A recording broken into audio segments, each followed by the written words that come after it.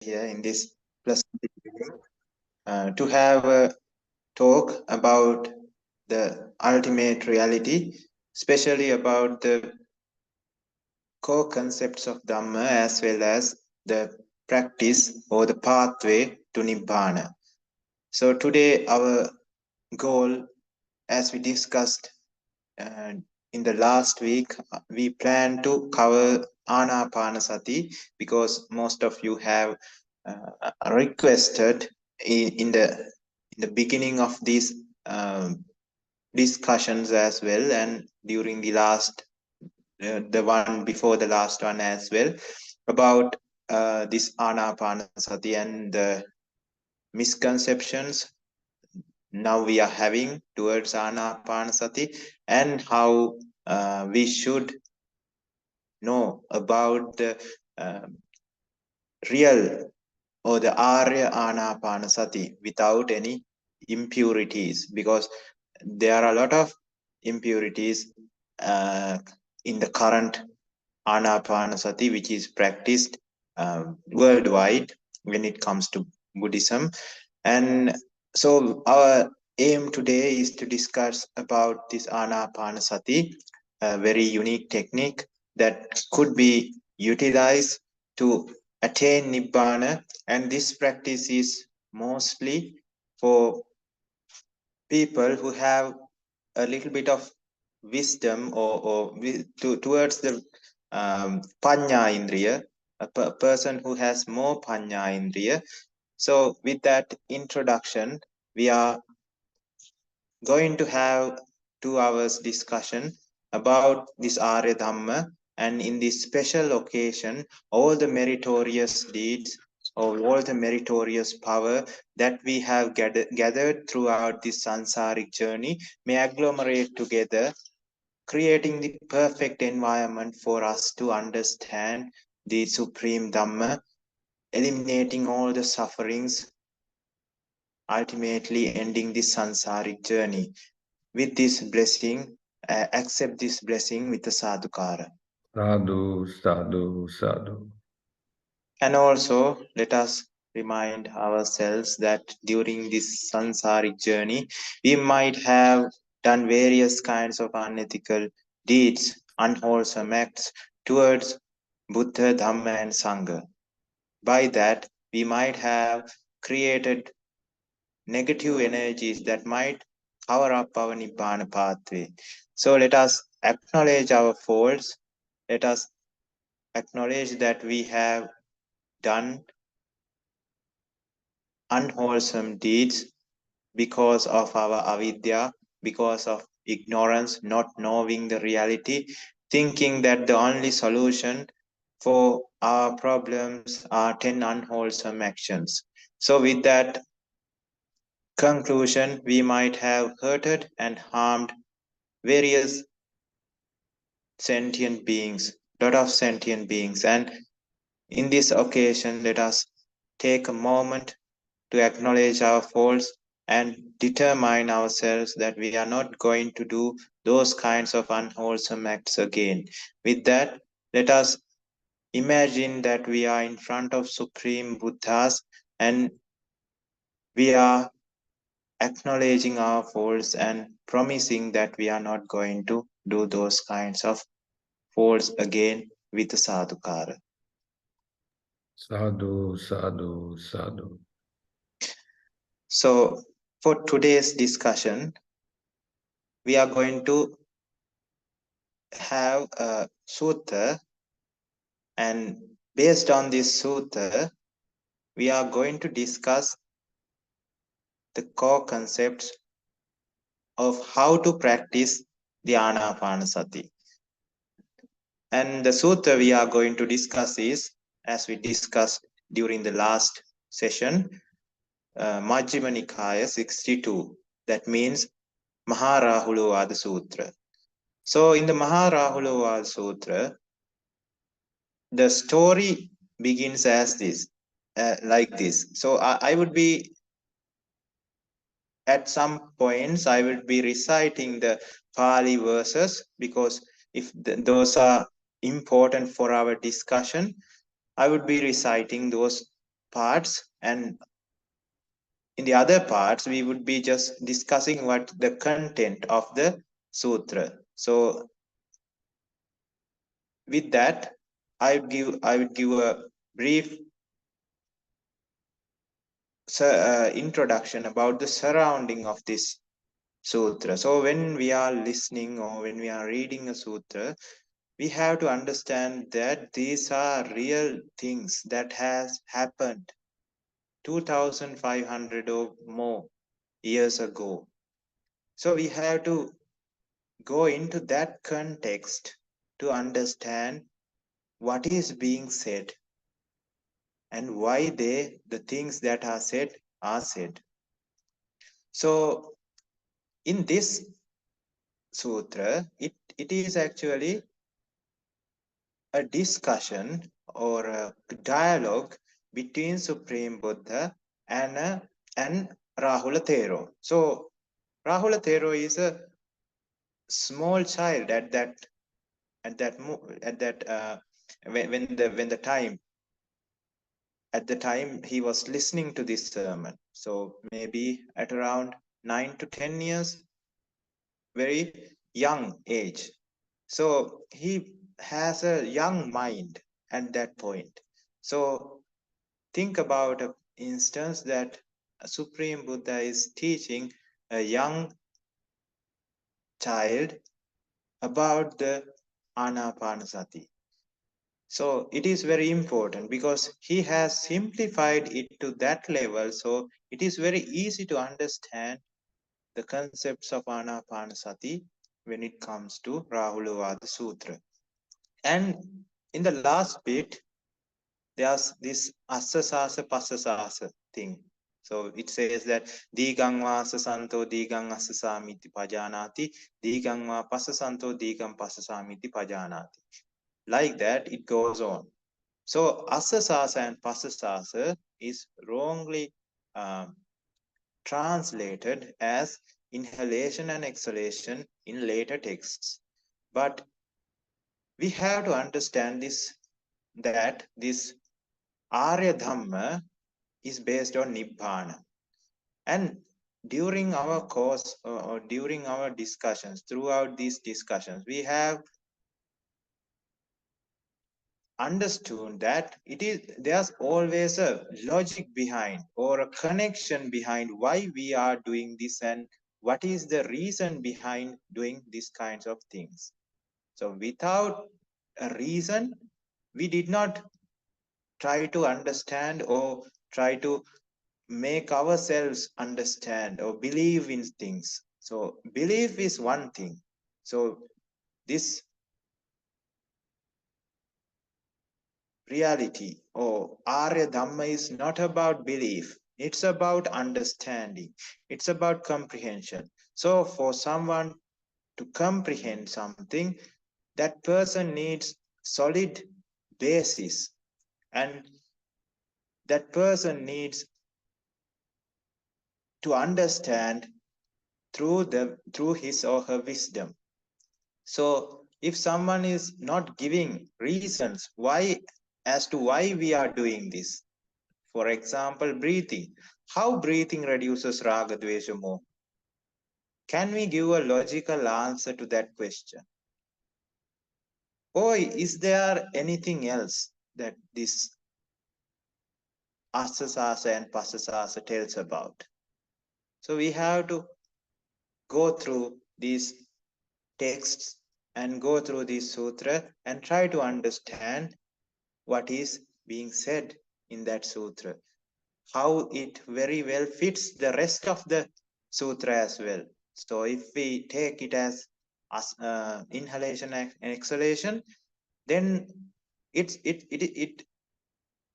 seems like another sutra because the flow just breaks and you cannot identify why this kind of a part is there at the end of the sutra. So just the flow is not there. So Supreme Buddha was telling about Apo Tejo Ayo Patavi in the beginning and how Apo Tejo Ayo Patavi meditations can be done. Then about Metta meditation. then about Asubha meditation and everything, and then all of a sudden it's about breathing. So is there a problem with us when understanding this, or is the sutta wrong, or is it actually about inhalation or exhalation?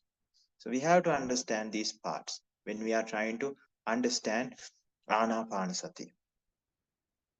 So the other thing is, as we discussed during the last week at the end of the last session, so these translations have been done by lay people who does not have any understanding about Arya Dhamma, especially about, I'm referring to the translations that are done in English, because they were done by English people, English speaking people, especially the founder of Pali Text Society.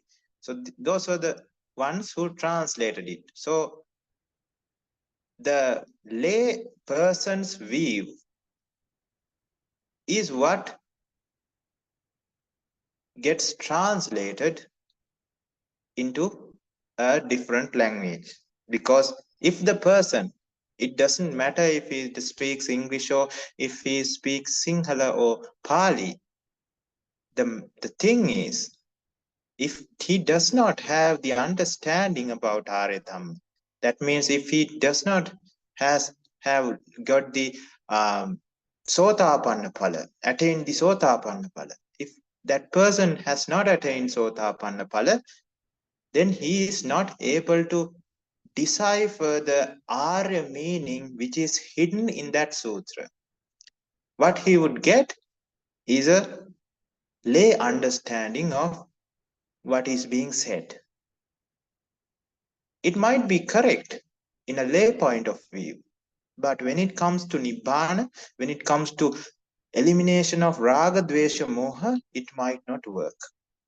So this is a very important part that we have to remember when we are referring to this later translated versions of Pali Canon. So with that, we will go to the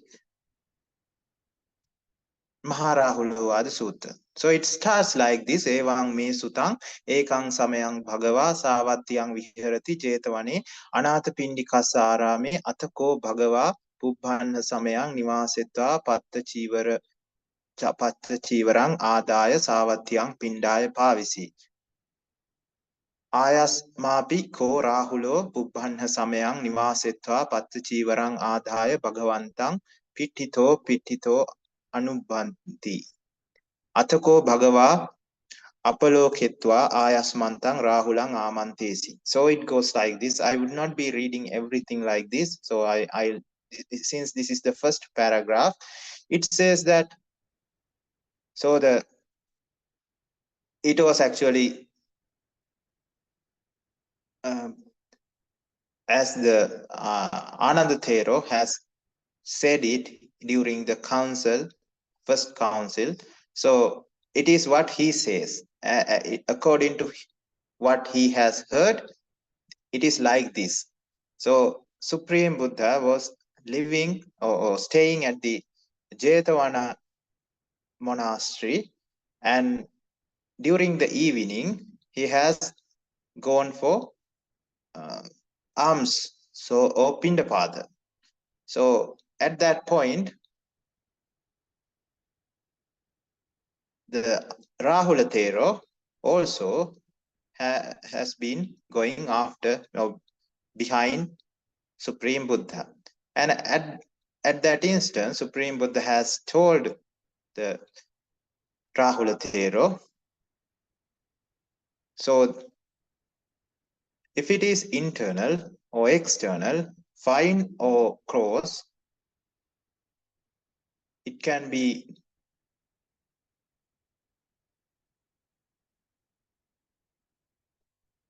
good or bad, can be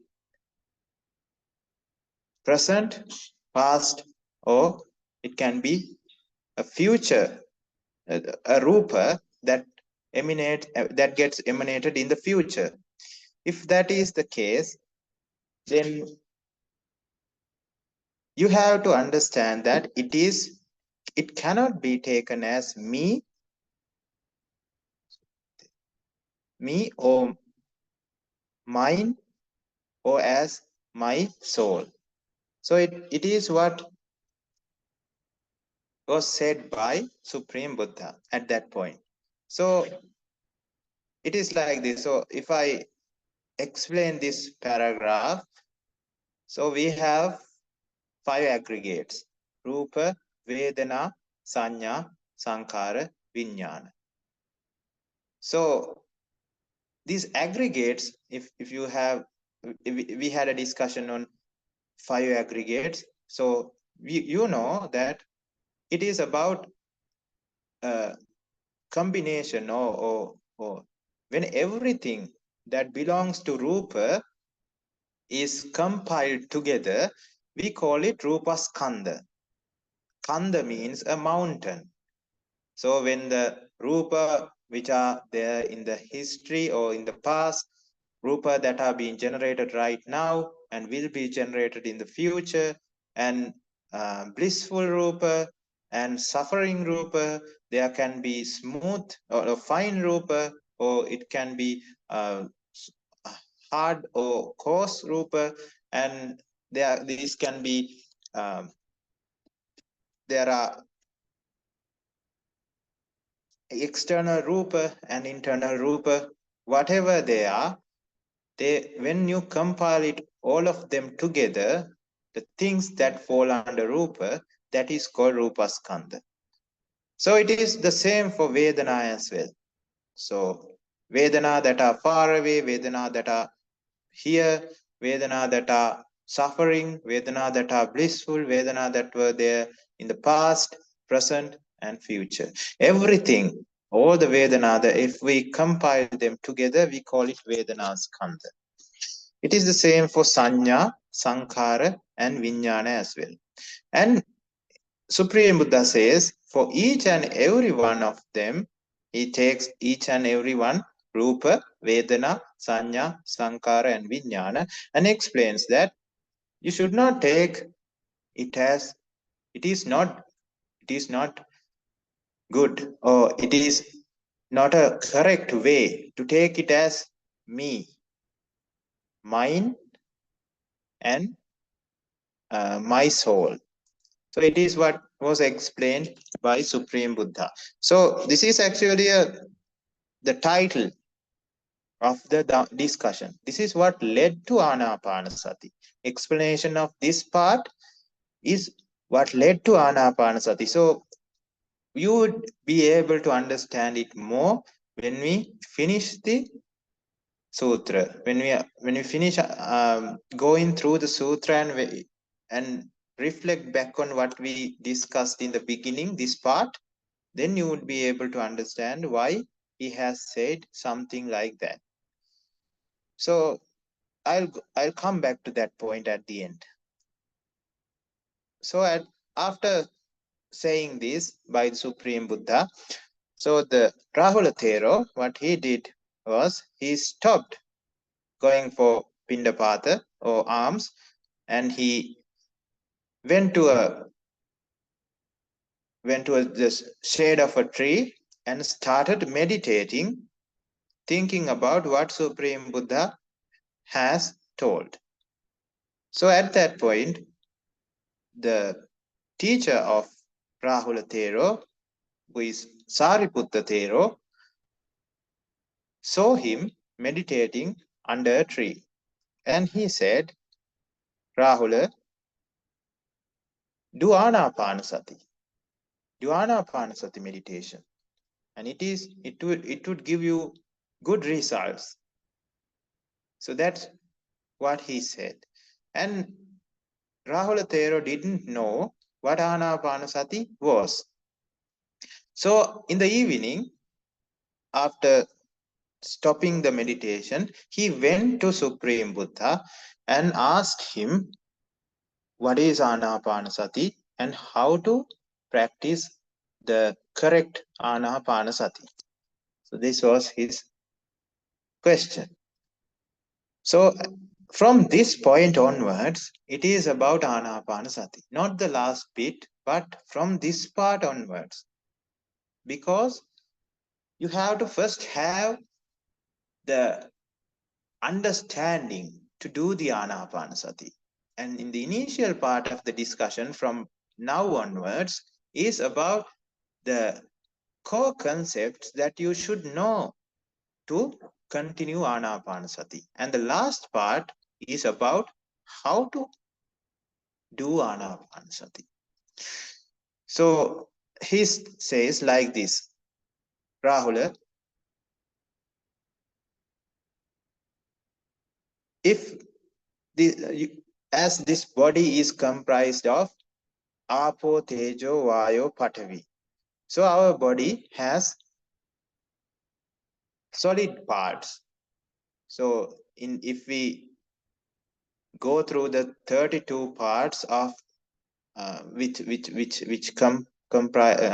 creates this body, there's Kesa, Loma, Naka, Danta, Tacho, Mansang, Naharu, Ati, Minja, Wakang, Hadayang, Yakanang, Kilomakam, Pihakang, Papasang, Antang, Antagunang, Udariyang, Karisang. So those are the solid parts that are in our body. So those are actually hair, body hair, then there's nails, teeth, skin, muscles, vessels, bones, and bone marrow, kidneys, and there's the heart, liver, and there's the gallbladder, and spleen, lungs, intestines, large intestine as well as the small intestine, and there's the mesentery that holds the intestine together, and there's the stomach and the bladder. So these are the things, solid things that are there in our body. So he refers to these solid things and he says that you should not take these solid things as me or mine. It is not the correct way to take these things as me, mine, or my soul. And he says, why? You have to see it with the wisdom. And the reason he explains later why you should not take it as me. So what happens when you take it as me, mine, and my soul is you tend to get attached to it. You tend to give value to it. So when value is given to something, then the attachment occurs. Then the reason for dukkha is there, dukkha samudaya jnanam. So we know then we are prone to suffering. We have already created causes that would generate the suffering. So why we should not take it as me or myself or mine or my soul, whatever it is? Why we should not apply that viewpoint there? The reason is there's this. So we are talking about Patavi, the Patavi nature. So Patavi nature is solid nature. So we were born and we started our journey in our mother's uterus or womb as a zygote. So the zygote get attached to the uterine wall or the womb, and then the nutrients were taken from the mother's diet or the mother's blood, which came through the diet. So if you go back to the beginning of those things, they originally came from the external world. So the solidity, solid nature, which was there in our body when we were born as a newborn, were originally things that were there in the environment. And after we are born, we are taking food. So all the food items that we are taking are from the external world or the environment. So what is being ingested, which stays in the body, are actually things that were taken in from the environment. And the rest, as fecal matter, would be excreted, eliminated to the environment. So if you think about it, let's say the person's name is John. So if the person's name is John, there were no solid particles in the environment that belong to John. His name was not written in those items. He does not have any claim or ownership to the solid parts that are there in the environment. And he does not belong the excreted items, the solid particles that are expelled from the body, the fecal matter. It does not say that it's John's fecal matter. It does not say that it belongs to John. So you don't have any ownership on the things that you ingest as well as on the things that you expel. Then how can you have ownership for the things that you are accumulated in the body? It's the same thing. It's the same apo. It's the same patavi component. The patavi component in the environment, the patavi component in the body. What's the difference? Maybe 20, 30, 40 kilograms of patavi is arranged in a specific way in our body. But if you try to reason out using your wisdom, is it logical to think that the patavi which is in our body has a different value to patavi in the external world? So we don't take the patavi in the external world as valuable. We do not take that food items we ate as valuable as our cells, tissues, muscles, or in fact our body. We do not think like that. But as soon as the same atoms, same molecules are being there in the body, when it creates the body, we think that it has a different value. A delusional value is added. So it's the same for water as well, the apo part.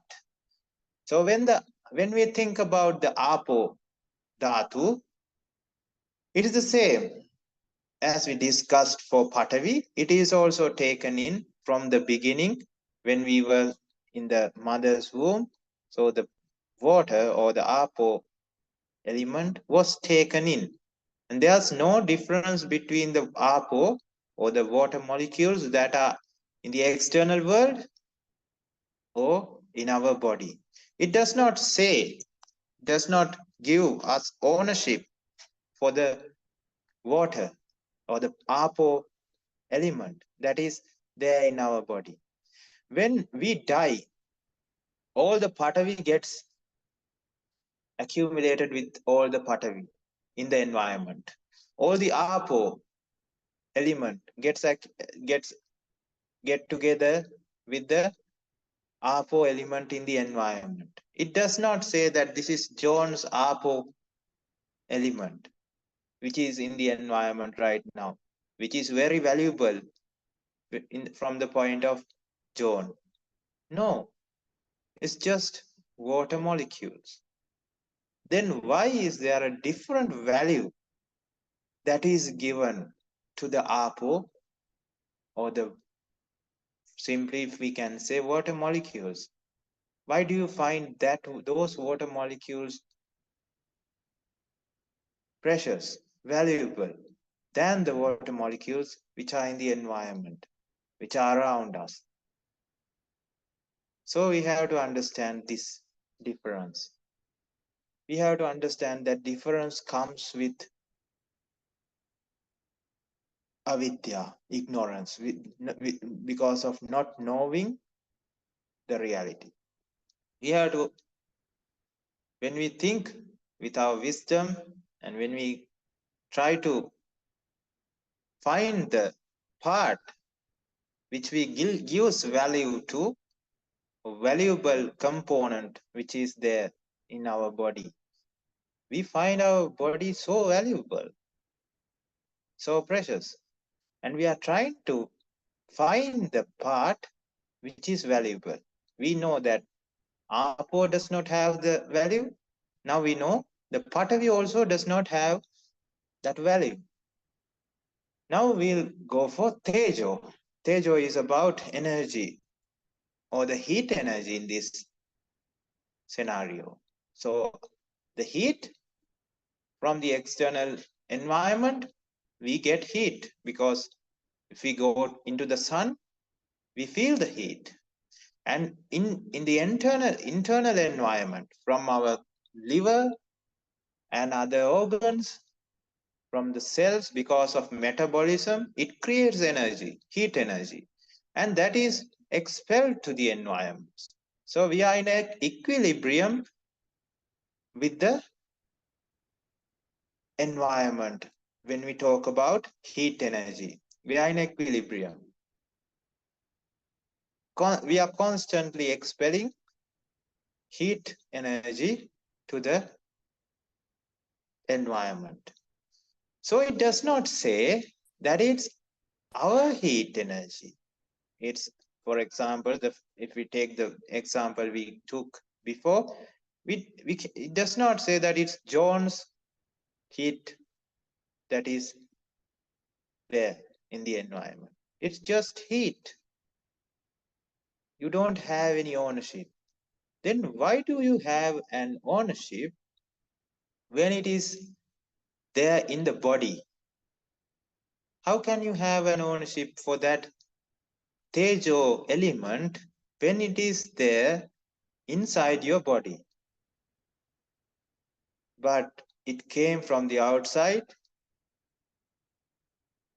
and when you die, the heat production would stop, and the remaining heat would be joining with the heat, pool of heat in the environment. And your body would, the dead body would become cold. And nobody would say, and nobody would be able to identify this is the heat energy which was in your body. That is not possible. So think about it. So we can now understand the Tejo part also does not have that valuable part, that precious component. So we have gone through 3 parts. We only have 5. The next one is Vayu, is air. So when you think about the Vayu element, it is also the same. We have different types of air trapped inside our body. So what is the difference between that air and air in the environment? The same principle applies. And you can understand, so just like Apo, Tejo, and Patavi, Vayu also does not has the valuable component that we are looking for. And the last component is Akasa. Akasa is about space. So if you think about it, our body takes a space from the environment. So what is the difference between that space and the space which is there in the environment? There's no difference. It's just space. So thinking in the same way, we can understand that Akasa element also does not have the precious element or precious component that we are looking for, valuable component that we are looking for. But that's all. That's everything that completes our body, that creates our body. So think about it. When Apo, Tejo, Vayo, Patavi, and Akas, everything is put together, and when everything is put in their specific places, we can see a body, a person, we can see ourselves.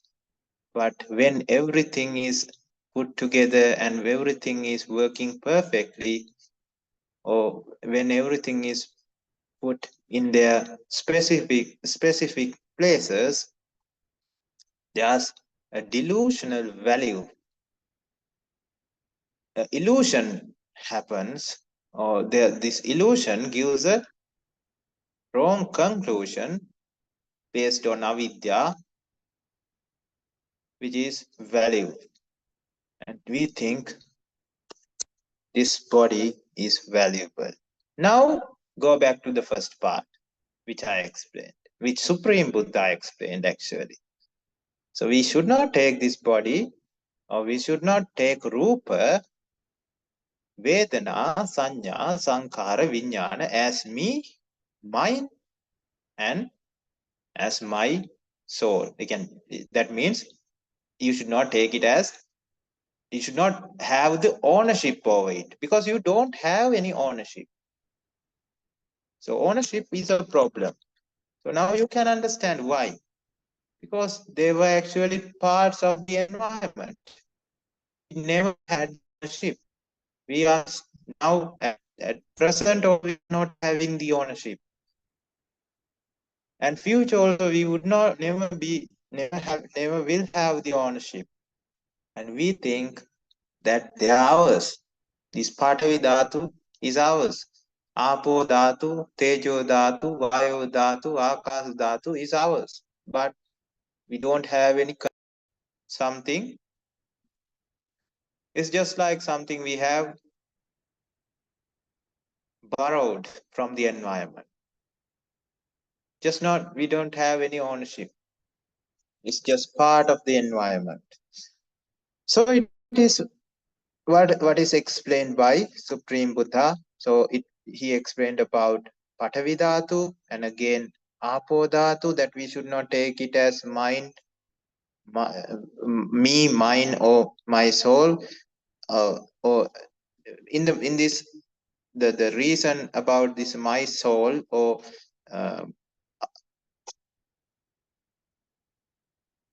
nameso attati, the meaning of that is actually you cannot have any ownership over it.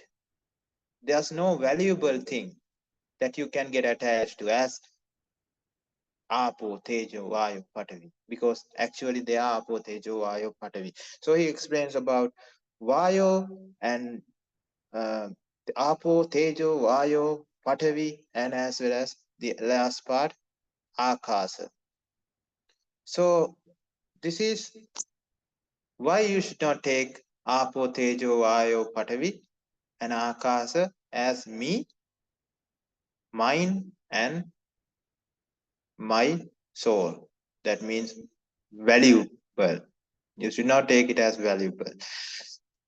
Because actually in reality, when you think deeply with your wisdom, those are actually accumulations of things in different places, giving different illusions. So after that, he explains about Patavi samang rahula bhavanang bhavehi. You should be equal with Patavi. Now you have to understand that Patavi has no life. Apo has no life. Tejo has no life. Vayo has no life. So these things are not alive. So when these things come together, when these things work in synchronization, when these things work as a process, the things comes to the perception that this is live comes. For example, let's say there's this mechanical robo, which if we power this mechanical body with AI, artificial intelligence, we would think that this artificial intelligence powered mechanical body has life.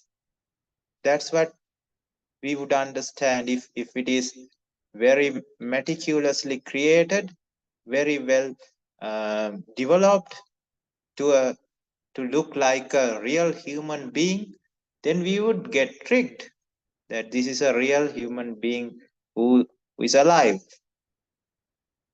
In reality, us humans, animals, or in fact all the sentient beings are the greatest creation of the environment or the universe. It has perfectly all the causes and effects have worked perfectly to create a live human being. Live in the sense you think that you have control over it. That's what living is all about. You think that you are able to control. You are able to control according to your expectation. But in reality, the aligning causes or causes that align together gives out the result, not the expectation. But when the avidya is there, you think that expectation is what creates or what gives out the result. So you expect and you act upon it, and you expect that expectation to become successful. That's what you have in your mind. But in reality, expectation does not have a say, any say in the result. It is the combination of causes that gives the result. This is what we call Paticcasamuppada. This is what we called cause and effect law. So that is being explained in every part of this Rahulovada Sutta. So how do we become equal with Patavi? Patavi does not have any expectations. That is what we are going to practice. Patavi does not have any say. Patavi does not think that this is how I want to be, this is how I want to be. That is not the way of Patavi. But Patavi has a natural way. It is the way that it works. So he says about this natural way of Patavi. When people put bad things onto Patavi, that means they put urine, they put fecal matter, they put various kinds of garbage, and they spit on the Patavi. That means when we are talking about Patavi, we are talking about the earth. So they do various kinds of bad things to the earth. But what the earth does is, It does not have its own mind.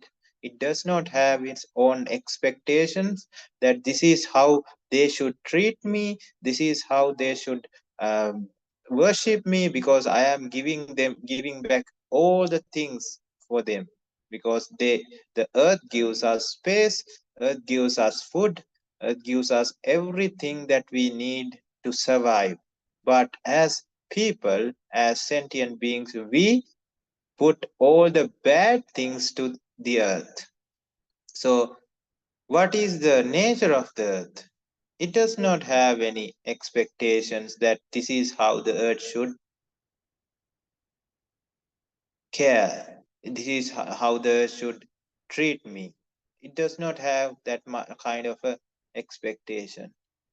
When the bad things are being put to the earth, it degrades those bad things into usable things, into fertilizer, and it is absorbed by trees or roots, and the earth gives the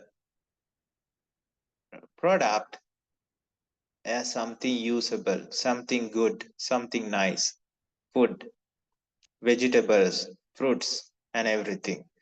So be like the earth. So this is a explanation done to a small child. So be like the earth. When people say bad things, so when people say rude things about you, be like the earth. Be equal with the earth. Don't have any expectations that this is how you should be treated and how you should be called and how you should be approached. No, it does not work like that, because we don't have any control over this life, or we don't have any control according to our expectation. We expect one thing, but the result becomes totally different, because we have no say in what the result can be.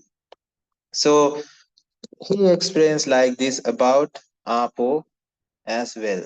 So when it comes to Apo, people put various things, garbage, fecal matter, urine, and everything in the water. But water does not get agitated, because water does not have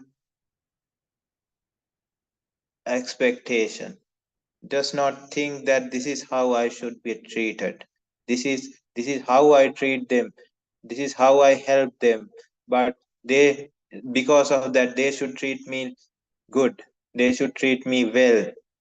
Water does not, or Apo does not have that kind of a mindset. It just has the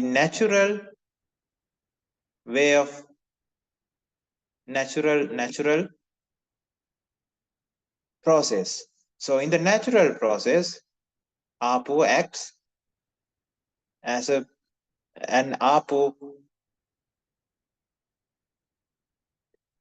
purifies all the unnecessary things, garbage, fecal matter, urine, and everything, and Apo becomes clear again, pure again, and Apo becomes a help to all the external people who, in fact, impures or put garbage and other things to the water. So the water does not care what happens. So, like that, be equal with the water, or be equal with the Apo. Apo samang Rahula bhavanang bhavehi. So, this is the Apo bhavana. So, when you understand that you are asked to be equal with something that does not have any expectation, does not have any say that this is what I want and this is what I don't want, because you are trying to be equal with wisdom. What is avidya? Avidya is thinking that you are able to have things according to your expectation. But in reality, it is not possible, and it is not the way how the world works. You cannot have things according to expectation. So this is why the Supreme Buddha is giving these meditations, and using these meditations you can be like you can get this, get the nature of apo, get the nature of patavi, vayo or tejo, and try to be like the apo, tejo, vayo and patavi. So if you try to imitate, or if you try to understand how these elements work, then you would not be having any conflicts in your mind. So when bad things happen, you would be able to cope with them, because you're like water, you're like solid, patavi. So it is the tejo is also the same. So what tejo does is what the fire does. When people put bad things in the fire, it just burns all of them and destroys everything. And the tejo becomes pure or purified, or it destroys all the unnecessary garbage and unnecessary dirty things, and it becomes pure. So if you become like tejo, then you have to eliminate or burn all the defilements you have in your mind, and you have to see it as, you have to see that tejo is also does not, tejo doesn't have any say or any expectation, because it does not have any life. So be like tejo, be like vayo. Vayo also, if people put bad things into the bad smells, bad garbage smells and everything into the vayo, it takes all the smells far away, and it purifies itself, and the air becomes pure. So this is how you should have the vayo meditation. So we have been doing this vayo meditation during our meditation sessions, and in those we are actually practicing this vayo meditation. This is the vayo kasina we would be practicing. So vayo or air does not get attached to anything. When bad things are encountered by air, it does not get agitated. It does not have a dvesha. It just accept it, and it just gets purified, because air moves everywhere without attachment, and it just, the external dirty things cannot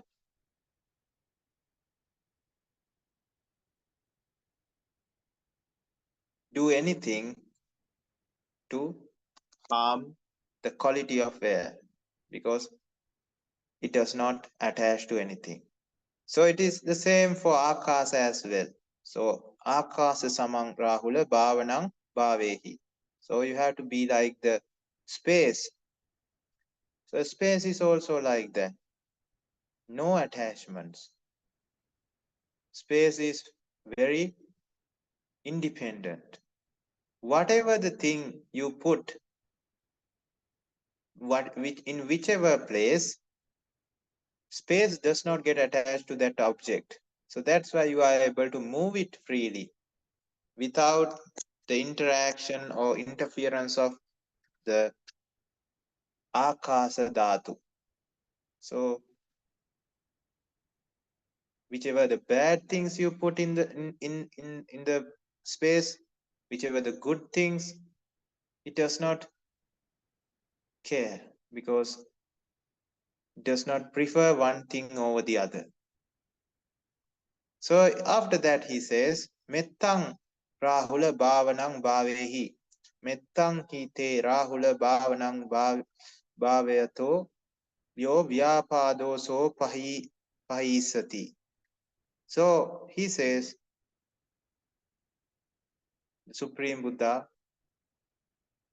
address the Rahula Thero, and he says, you should practice metta meditation, and it would eliminate vyapada or dvesha, and we understand how.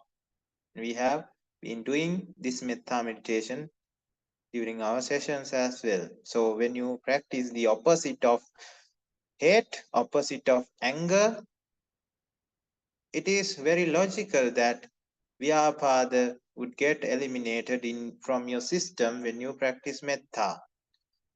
When you practice karuna, it says that it would eliminate the vihimsa, vihesa. So there's this, when it comes to our eightfold pathway, noble eightfold pathway, there's samma sankappa, and samma sankappa has three parts: avihimsa sankappo, avyapa sankappo, and nikkama sankappo. So for avyapada sankappa, we use metta meditation. For avihimsa avyapa sankappa, we use metta meditation. For avihimsa sankappa, we use karuna meditation. And for nekkama sankappa, we use asubha meditation, and it is also explained here. And also to eliminate the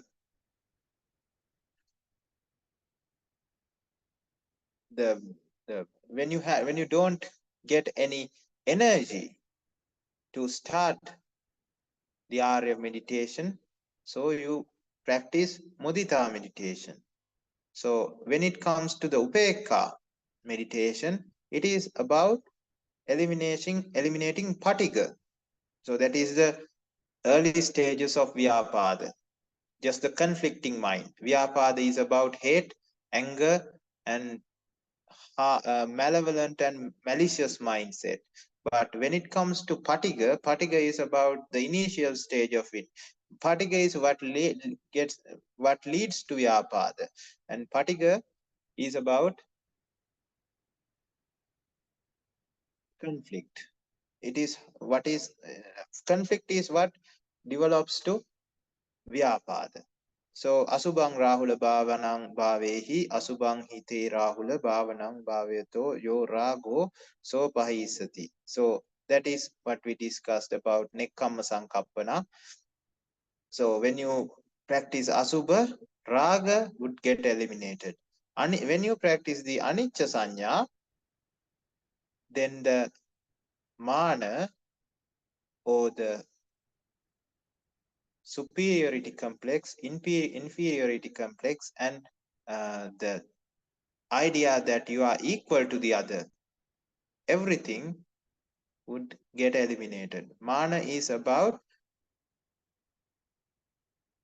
comparing. You compare yourself with others and think that you are above. You compare the other person with, you compare yourself with the other person and you think that you are below, or you compare with the other person and you think that you are equal. And this is the last part that is eliminated, and this is very fine, and it goes up to the Arihat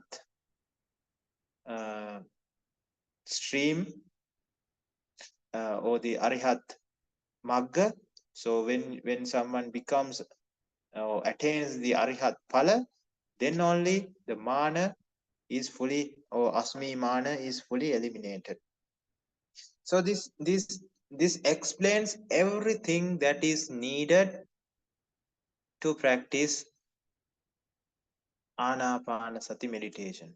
You need all of this to practice. This is the theory that you should have in your mind. Otherwise, you don't know what to do in Anapanasati meditation. So you have to know that there's this anicca dukkha anatta nature. So everything we discussed is about anicca dukkha anatta nature. So we have discussed in different ways about apo tejo, using the apo tejo vayo patvi model. In this explanation, it is what is being used, but in the various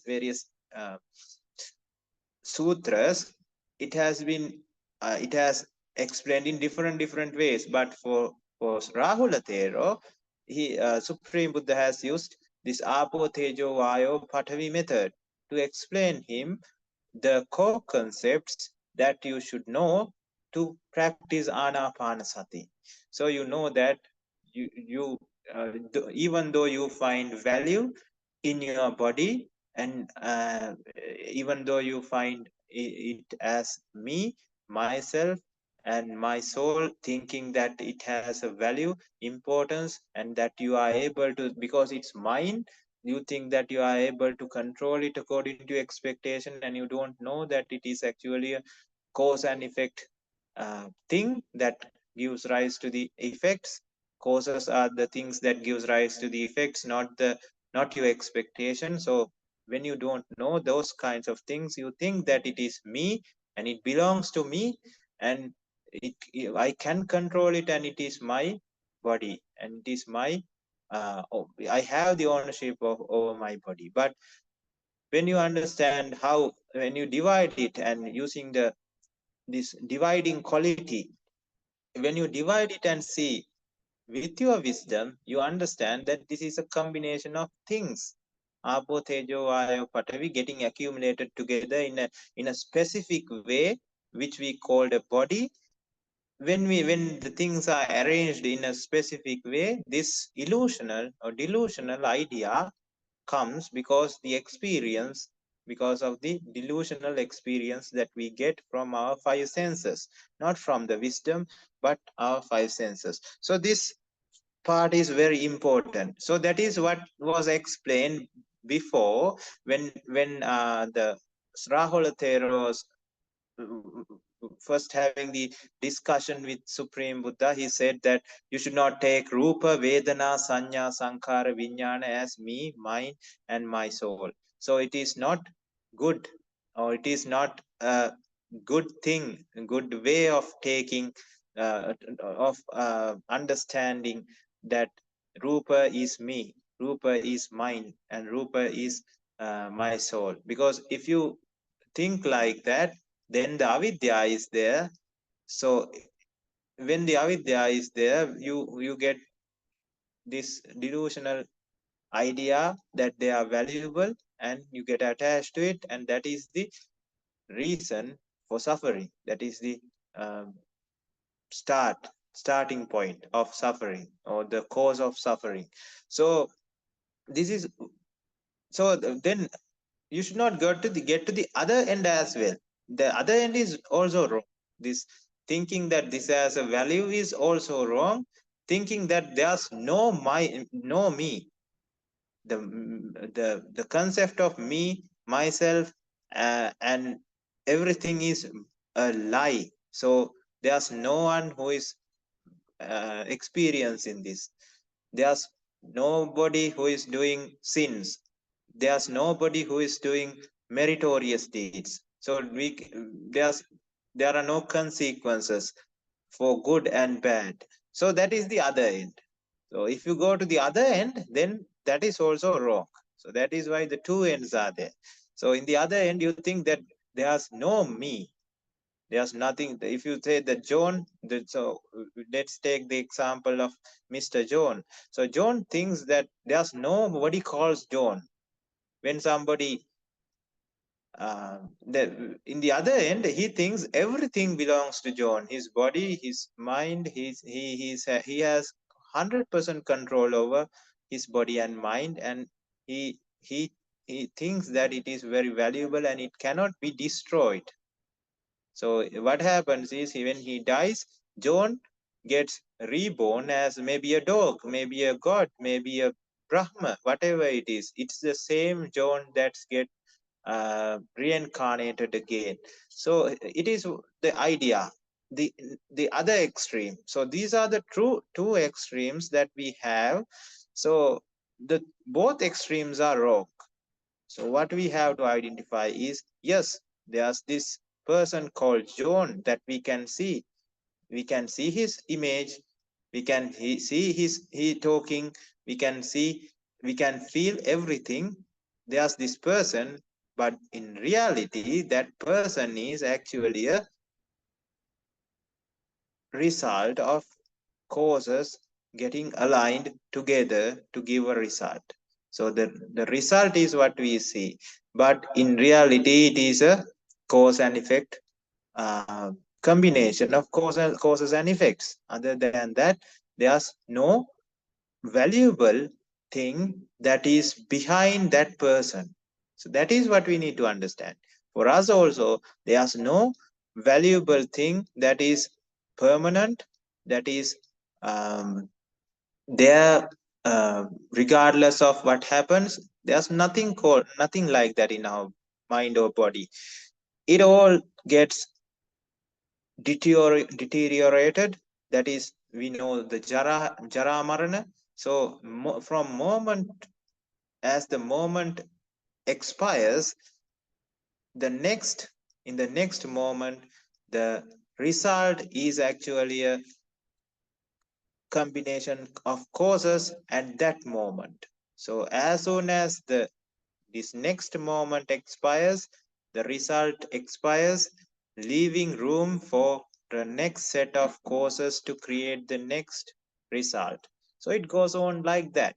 So we have to understand that there's nothing we cannot have any ownership over anything, because how can we have any ownership when all the things that are being created cannot last for even a few seconds? It just gets eliminated. That's why we are being able to think, we are being able to walk, talk, and do everything. Otherwise, if the result did not get eliminated, then we would not be able to have this discussion, because this discussion is actually possible. This discussion is possible because the results that are being created are eliminated continuously. So when I open my mouth, if the person with the opened mouth did not get eliminated, then I would not be able to close my mouth. So it's like that. So we have to understand this part before starting to understand this Anapanasati meditation. So when it comes to the Anapanasati meditation, it says, Anapanasati Rahula Bhavanang Bhavehi Anapanasati Rahula Bhavita Bahulikata Mahapala Hoti Mahanisansa. So he explains about this Anapanasati meditation, what Anapanasati meditation gives, the extreme or supreme results, and this is the Anapanasati we have to practice. So ida Rahula Bhikkhu Aranya Gatova. So now these are very important words. Aranya. So we have to go into the etymology of these words. So Aranya means, Rana means fighting or conflict, or we can say a mind that is agitated is called Rana. Arana means a place that is calm and quiet. So it applies to the external world as well. So arana means a place, a monastery. So the simple meaning is a monastery. So monastery is a place in the external world which is calm and quiet. So it is not just the calm and quietness which is in the external world, but it should be in the internal mindset as well. So the mind also should become a monastery. So aranya gatova, rukha mula gatova. So what is the meaning of rukha mula? So the simple term, the English meaning is the root of a tree. So the root of a tree, even though the upper part of the tree, which are we are talking about branches and leaves and stuff. So even though they get when the wind blows, they start to shake. They start to um, shake in the wind. When the wind blows, it affects the upper part of the tree, but it never affects the lower part of the tree, which is roots. Whichever, however much how fast the wind blows, it does not affect the roots of the tree. They are still, regardless of how fast the wind blows. So just like that, it is about the stillness of the mind. So your mind should be not going here and there. So it should be a very peaceful, quiet, and steady mindset. So that is what we call Rukka Mula. Rukka Mula Gatova, then Sunyagara Gatova. So when someone is having a mindset which is like a market, then people are shouting, people are saying things, and if the person's mindset is like a mind is like a market, a lot of things are going on inside him. No matter, it does not matter even if you are in a monastery, a root of behind or in front of a root of a tree, or in front of a place where there are no people, empty space.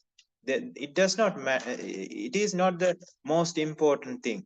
It is we are referring to these qualities which are there in your mind. So your mind should be like a empty space. So if your mind is thinking, or the if you are thinking about what might be happening at the house, what might be happening with our loved ones and everything, when you are trying to practice this meditation, so you are not calm, you are not quiet, you are not peaceful inside. So even though you are in a monastery, even though you are in an empty space with no people, even though you are in a in on the or next to a root of a tree, it does not matter where you are externally, but the external environment helps. Yeah, that's true. It always helps. External environment helps, but the what you should focus is the internal environment, your mind. So these three words are actually referring to the external as well as the internal environment. So sunyagara gatova nisidati pallankam. So this is a very important thing.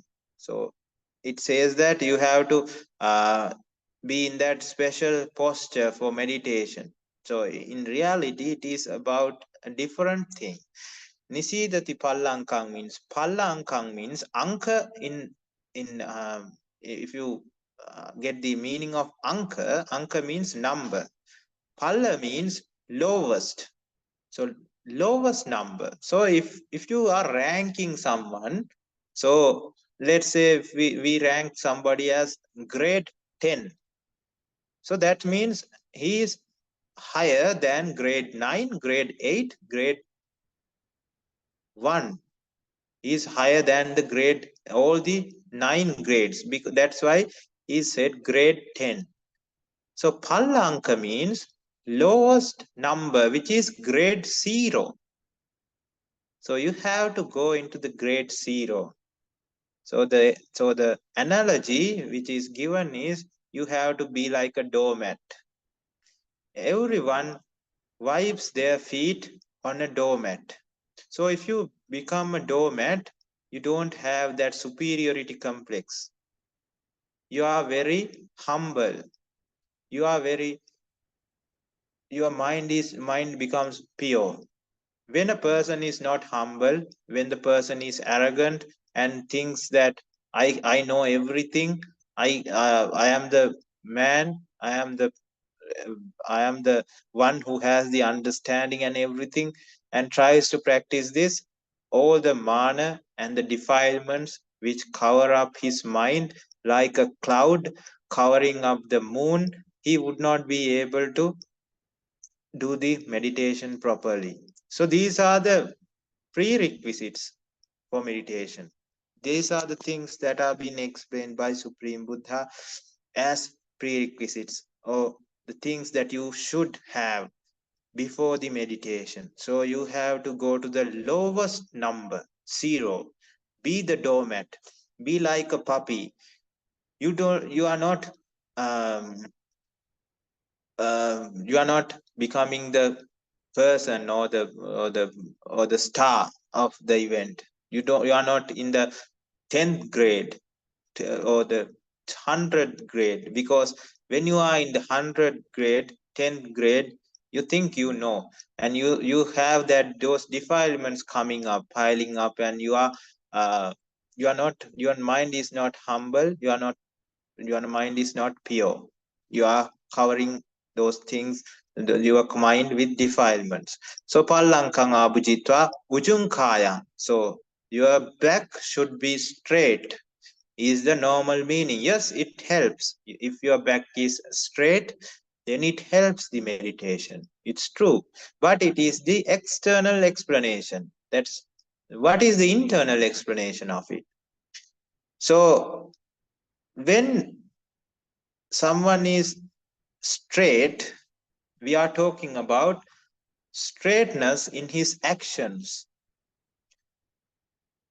So when someone is not engaging in 10 unwholesome deeds, hurting and killing, stealing or robbing, and having unethical relationships, if someone refrains from these 3, his bodily actions are straight.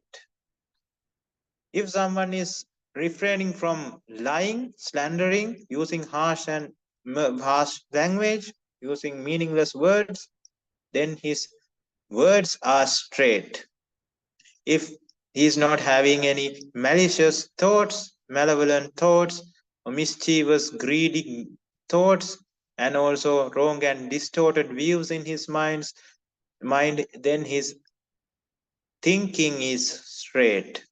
So when the actions, words, and thinking is, when these things are straight, we call that ujunkaya. Then the panidaya parimukha. So it says that you have to focus onto the place where the breathing happens, to the upper lip or to the nasal passage, especially the tip of the nose or tip of the lip, upper lip. So this is what is explained. So there's a truth, partial truth in that. So our face is like a mirror that reflects our actions. So we can understand when we get angry, everybody can see that we have got angry from our face. When we are becoming attached to something, then also people can see that we are attached to this thing. That's why this person's face is like this. So raga, dvesha, and moha, everything can be seen from by the external world. It can be seen because of our actions. So what is there? What do we need to do? We have have this focus on our face, but it is not to the breathing, but to our actions, because it helps to give our or the status of our mind, as the face is a mirror that reflects our thoughts. So the other meaning is this is the external meaning. The internal meaning is parimukang, means what should be our what do we call it, the main goal. So this talks about the main goal. Paridaya parimukang sating upattapetva means your sati or your mindfulness should be towards nibbana, and nibbana is our goal. And this explains that you are not focusing on anything else but nibbana. So these are the prerequisites. These are the things that we should have before starting this meditation. So this explains everything, all the prerequisites. And then again, this is the meditation part. So sato asasati, sato pasasati. This is the meditation. So what are we going to do? We are going to associate with good things and eliminate bad things, just like in expiration and that means inhalation and exhalation. In inhalation, we take oxygen in, and in exhalation, we expire carbon dioxide out. So we take good things and eliminate bad things. What are the good things that we are taking? We are taking our eightfold pathway, the things in the eightfold pathway, the Arya thinking pattern, anicca dukkha anatta, the way of the reality is taken in. And what is being eliminated, expired? Raga, dvesha, moha expired. Vitaragi, vitadosi, vitamohe, which is the opposite of raga, dvesha, moha, is inhaled. And this inhalation and expiration is not about breathing, but about our thought process and our thinking pattern. So we are changing our thinking pattern. We are in vipassana meditation. This is a kind of a vipassana meditation, and through this vipassana meditation, we are thinking about the importance or the anicca dukkha anatta nature and eliminating all the raga, dvesha, moha. So he goes to detail. So these two things, so sato asasati, sato pasasati, is explained again in different aspects. Digang va asasanto, digang asasamiti pajanati, digang va pasasanto, digang pasasamiti pajanati. So what is being explained here? So if you have big defilements in your mind, so let's say somebody likes to eat. So he's a foodie, likes to eat so much. He likes thinking about food, having food, can be about watching movies, anything. So it differs from person to person. So some person might not have the urge to watch TV.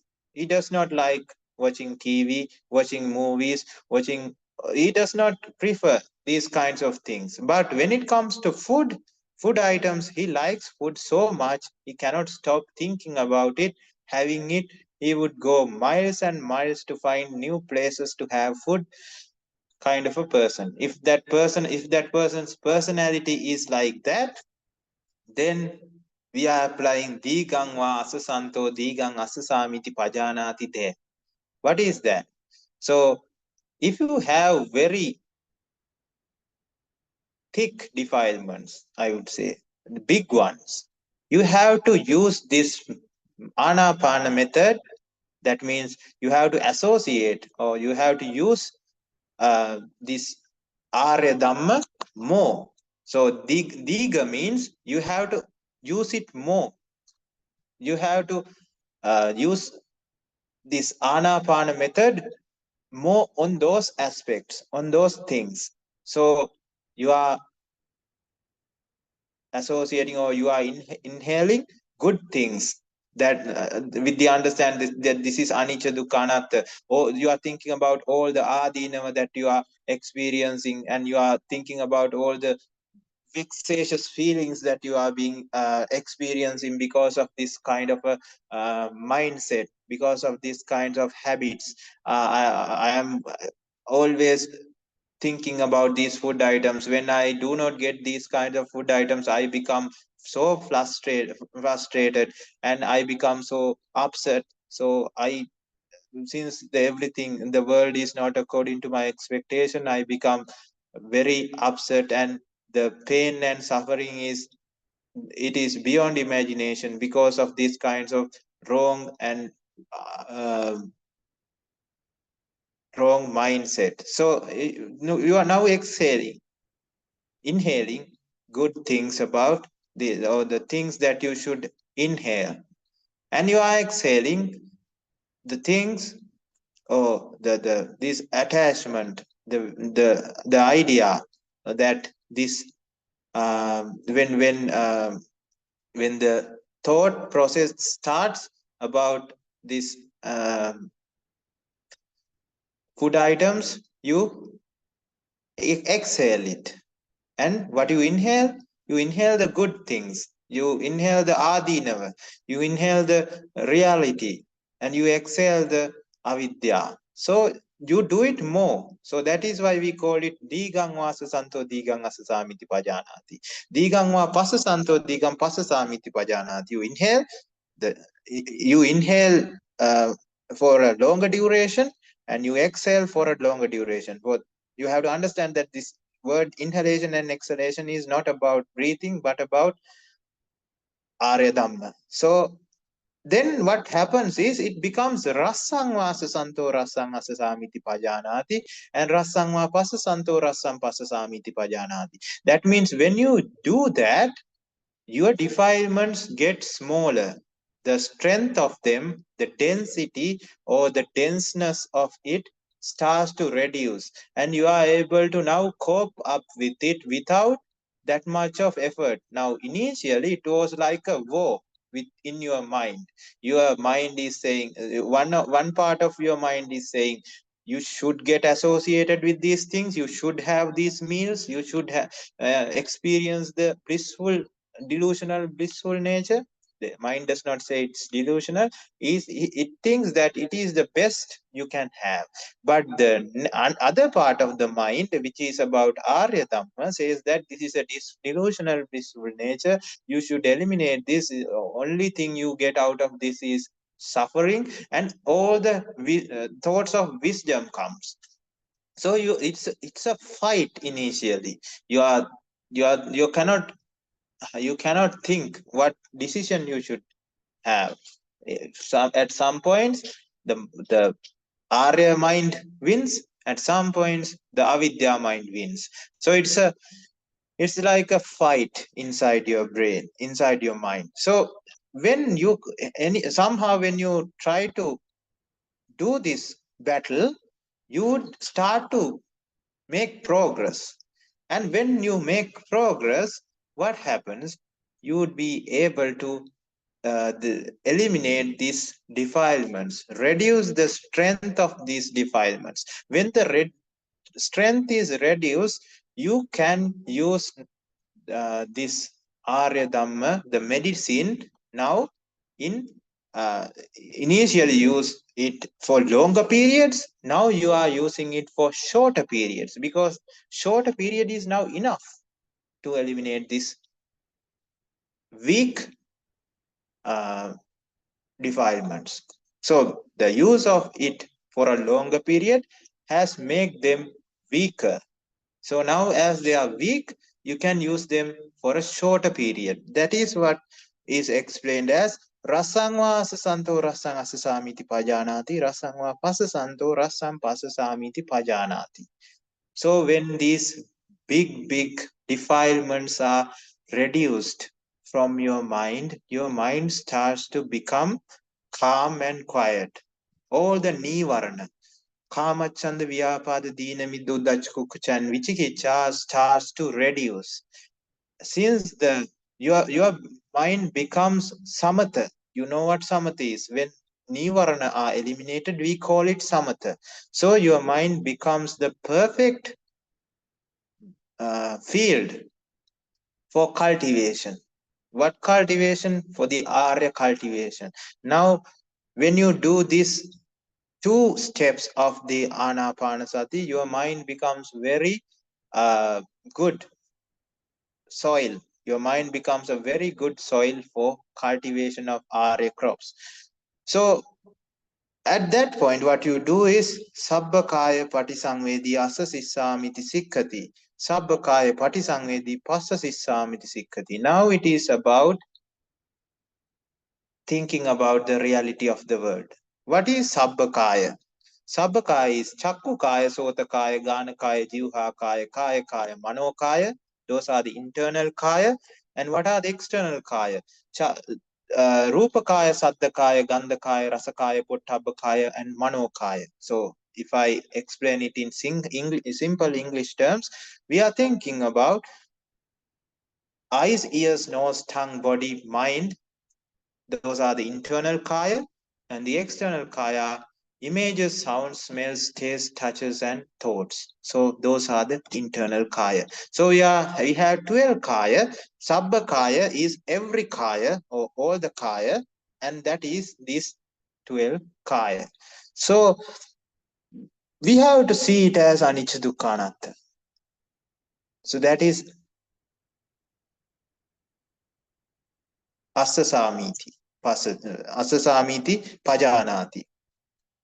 So sabbakaya patisangvedi asasamiti sikkati. Sabbakaya patisangvedi pasasissamiti sikkati. So when you are doing that, you are thinking that. So initially you did not know about anicca dukkha anatta nature, but when you understand, after understanding it, even though you as a fact you know that these are anicca dukkha anatta, since uh,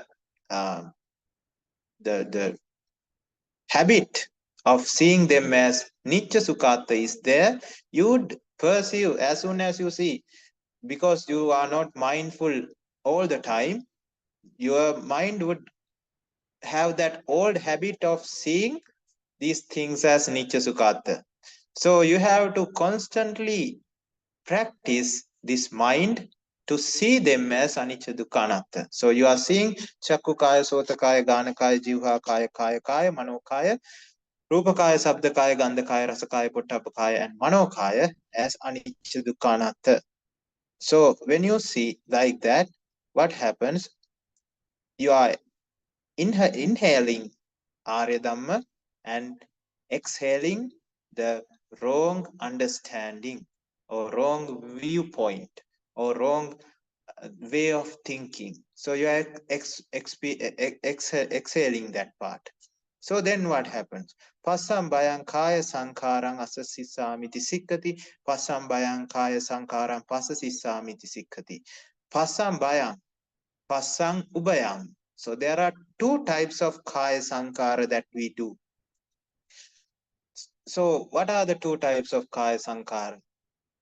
So it can be taken as raga kaya sankara, dvesa kaya sankara. So what is being done in satipatthana? We know kaya kayanupassi viharati atapi sampajano satima vinaya loke abhijja and domanassa. So attachment and conflict. Those are the 2 things that are being eliminated in Satara Satipatthana or Chattaro Satipatthana. So when we are using this method, now since we are being focused on everything, so Sabbha Kaya means the things that are being created already. So what are the things that are being created already?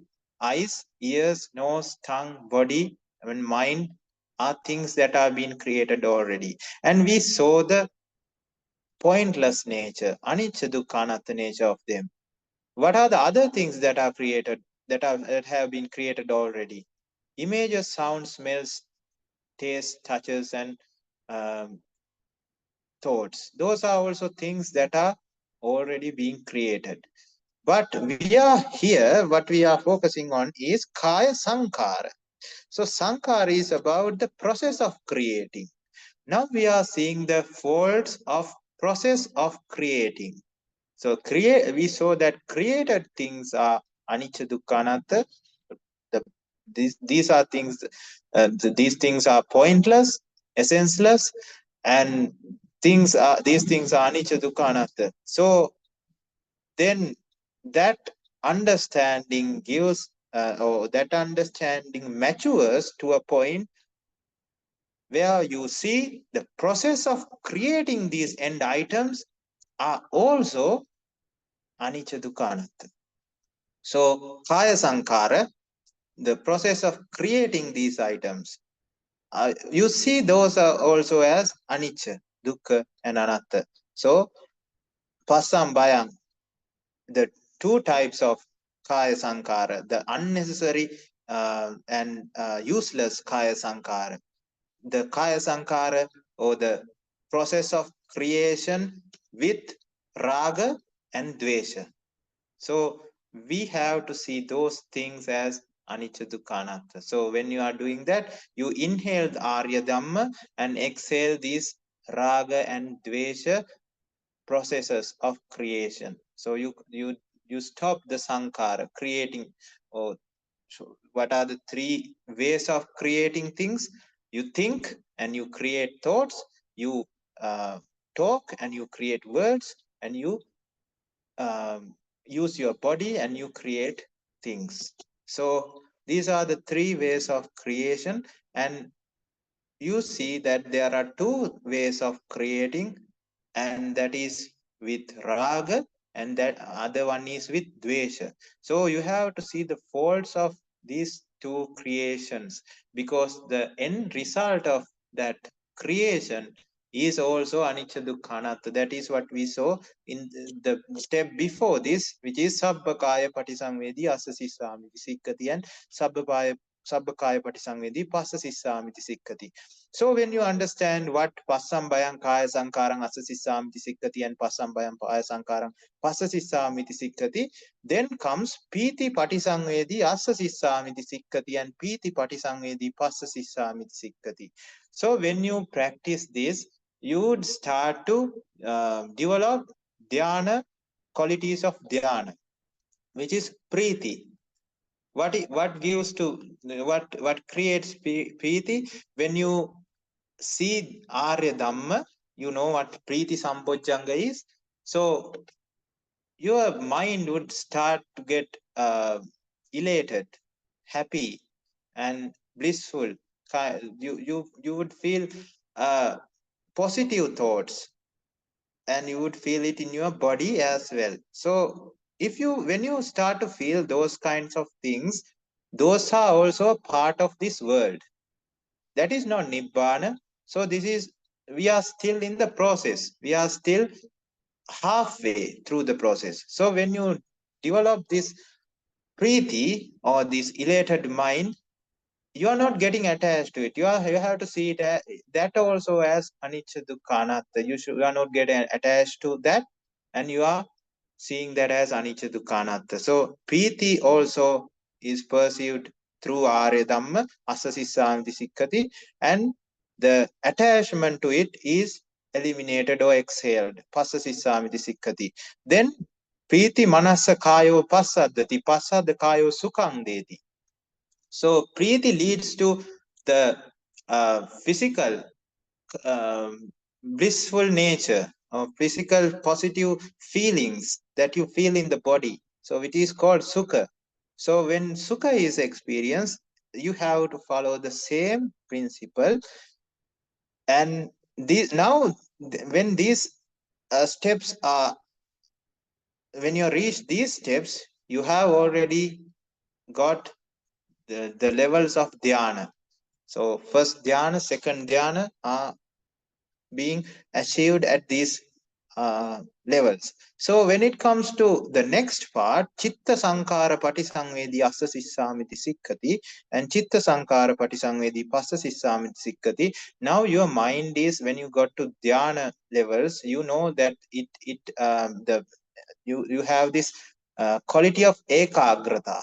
So ekagrata means the same quality of this mind last for a certain period of time. So when it lasts when it is there for a certain period of time, or simply we can say your mind is very concentrated, you can think in different ways. So you can very well focus on what your mind is going through when this level is achieved. Chitta Sankara, you can understand how chitta or the thought process is created.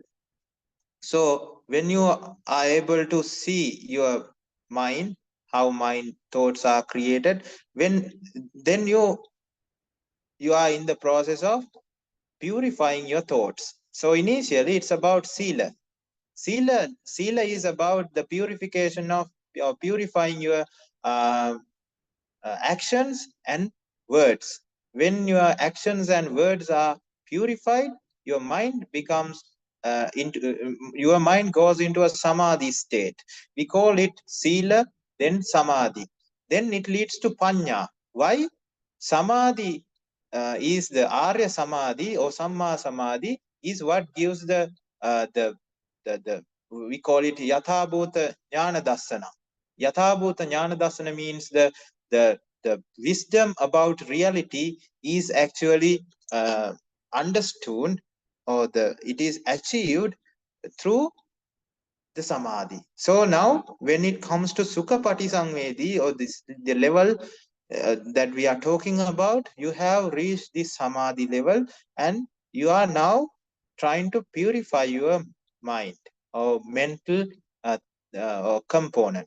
So Chitta Sankara, so you see how the process of thoughts are being created, and you know what to do. You are seeing all the thoughts that are being created. They are also a part of this world, anicca dukkha anatta in nature, pointless, essenceless, and you are seeing this nature. So Chitta Sankara Patisangvedi Assa Sissamiti Sikkati and Chitta Sankara Patisangvedi Passa Sissamiti Sikkati. So when you use that, when you use this step, or when you follow this step, you get into the next step, which is Passambayang Chitta Sankarang Assa Sissamiti Sikkati and Passambayang Chitta Sankarang Passa Sissamiti Sikkati. Now you see the creation, the process of creating thoughts also as anicca dukkha anatta. And you know that when you create things with abhijja, or when you create things with domanassa, that means when you create things with malicious and malevolent thoughts, or when you create malicious and malevolent thoughts, as well as when you create mischievous and uh, uh, uh, mischievous or thoughts that are in attaching nature.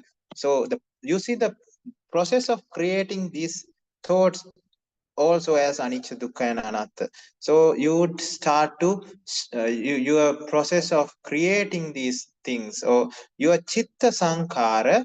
Now you have purified your kaya sankara and vachi sankara because of thinking about passambayang kaya sankara. Now you are thinking about passambayang chitta sankara. So when you think about this chitta sankara, you are not creating thoughts of attachment and thoughts of hatred or conflict. So these two are being eliminated when you think in that way. So when you pass this step, chitta patisangvedi assa sissamiti sikkati, then you see these are actually end, or the last steps of anapanasati, where you would achieve in fourth dhyanas and during the arihat magga chitta. So you have to focus on the level which you are in. So in chitta patisangvedi, you are thinking about the chitta nature, or the your final, or the mind. You are seeing the reality of the mind here, and it would get to the next step, which is abhipramodayan chittang. Then the mind would become pramoda means happy, and abhipramoda means special. It becomes special, and that again would lead to samadhang. The mind, state of mind would start, would become I would give it with the example or analogy. When you do not put stones onto a pond, and when there's no breeze, the water surface of the pond would start to become calm and quiet, and that water surface would reflect what is down below in the lake bed. So that is what happens when samadhan chitta. That's when that samadha, that chitta state occurs. You are not getting attached to that chitta state as well. So you are seeing that also as anicca, dukkha, and anatta, and you are eliminating the attachment that you have towards that quiet and calm mindset. So that would get you to vimochayang chittang. Asa sissamiti sikkati, and vimochayang chittang passa sissamiti sikkati. So then with that, you see anicca, dukkha, anicca nature, and viraga nature, and nirodha nature, leading to patinissagganupassi. That means your bonds that bind you to the sansaric journey would be eliminated at the end result. So you are seeing anicca. So that means you are seeing the cause and effect nature of this universe, and you are inhaling that cause and effect nature into you, aniccanupassi asa sissamiti sikkati, and you are eliminating the nature, the idea of nature, which is still inside your system. So that would eliminate the raga, viraganupassi passa sissamiti sikkati. That means raga will be eliminated, and the viraga nature will be inhaled, and the raga nature will be exhaled, and that would stop, and that would get to the nirodha nature, and that would eliminate all the bonds. Patinissagganupassi passa sissamiti sikkati. So all the bonds that bind you up to this sansari journey will be eliminated, and the patinissagganupassi nature would be the thing, or it is the chemical that is used to eliminate these um, defilements. So it would end the Anapanasati, and that is a very systematic way of practicing this, practicing the Arya pathway, which would lead to Nibbana. But Supreme Buddha has told that this pathway, which is Anapanasati, is for people with a higher level of wisdom, not for the people with low level of wisdom.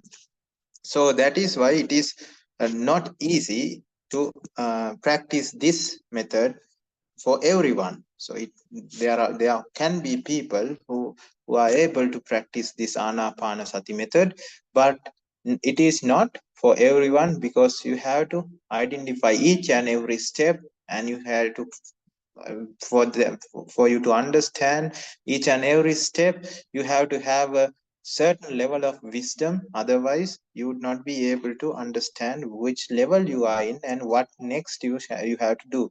And other people cannot help, because they also cannot go into your mind and understand what is what is going through in your mind.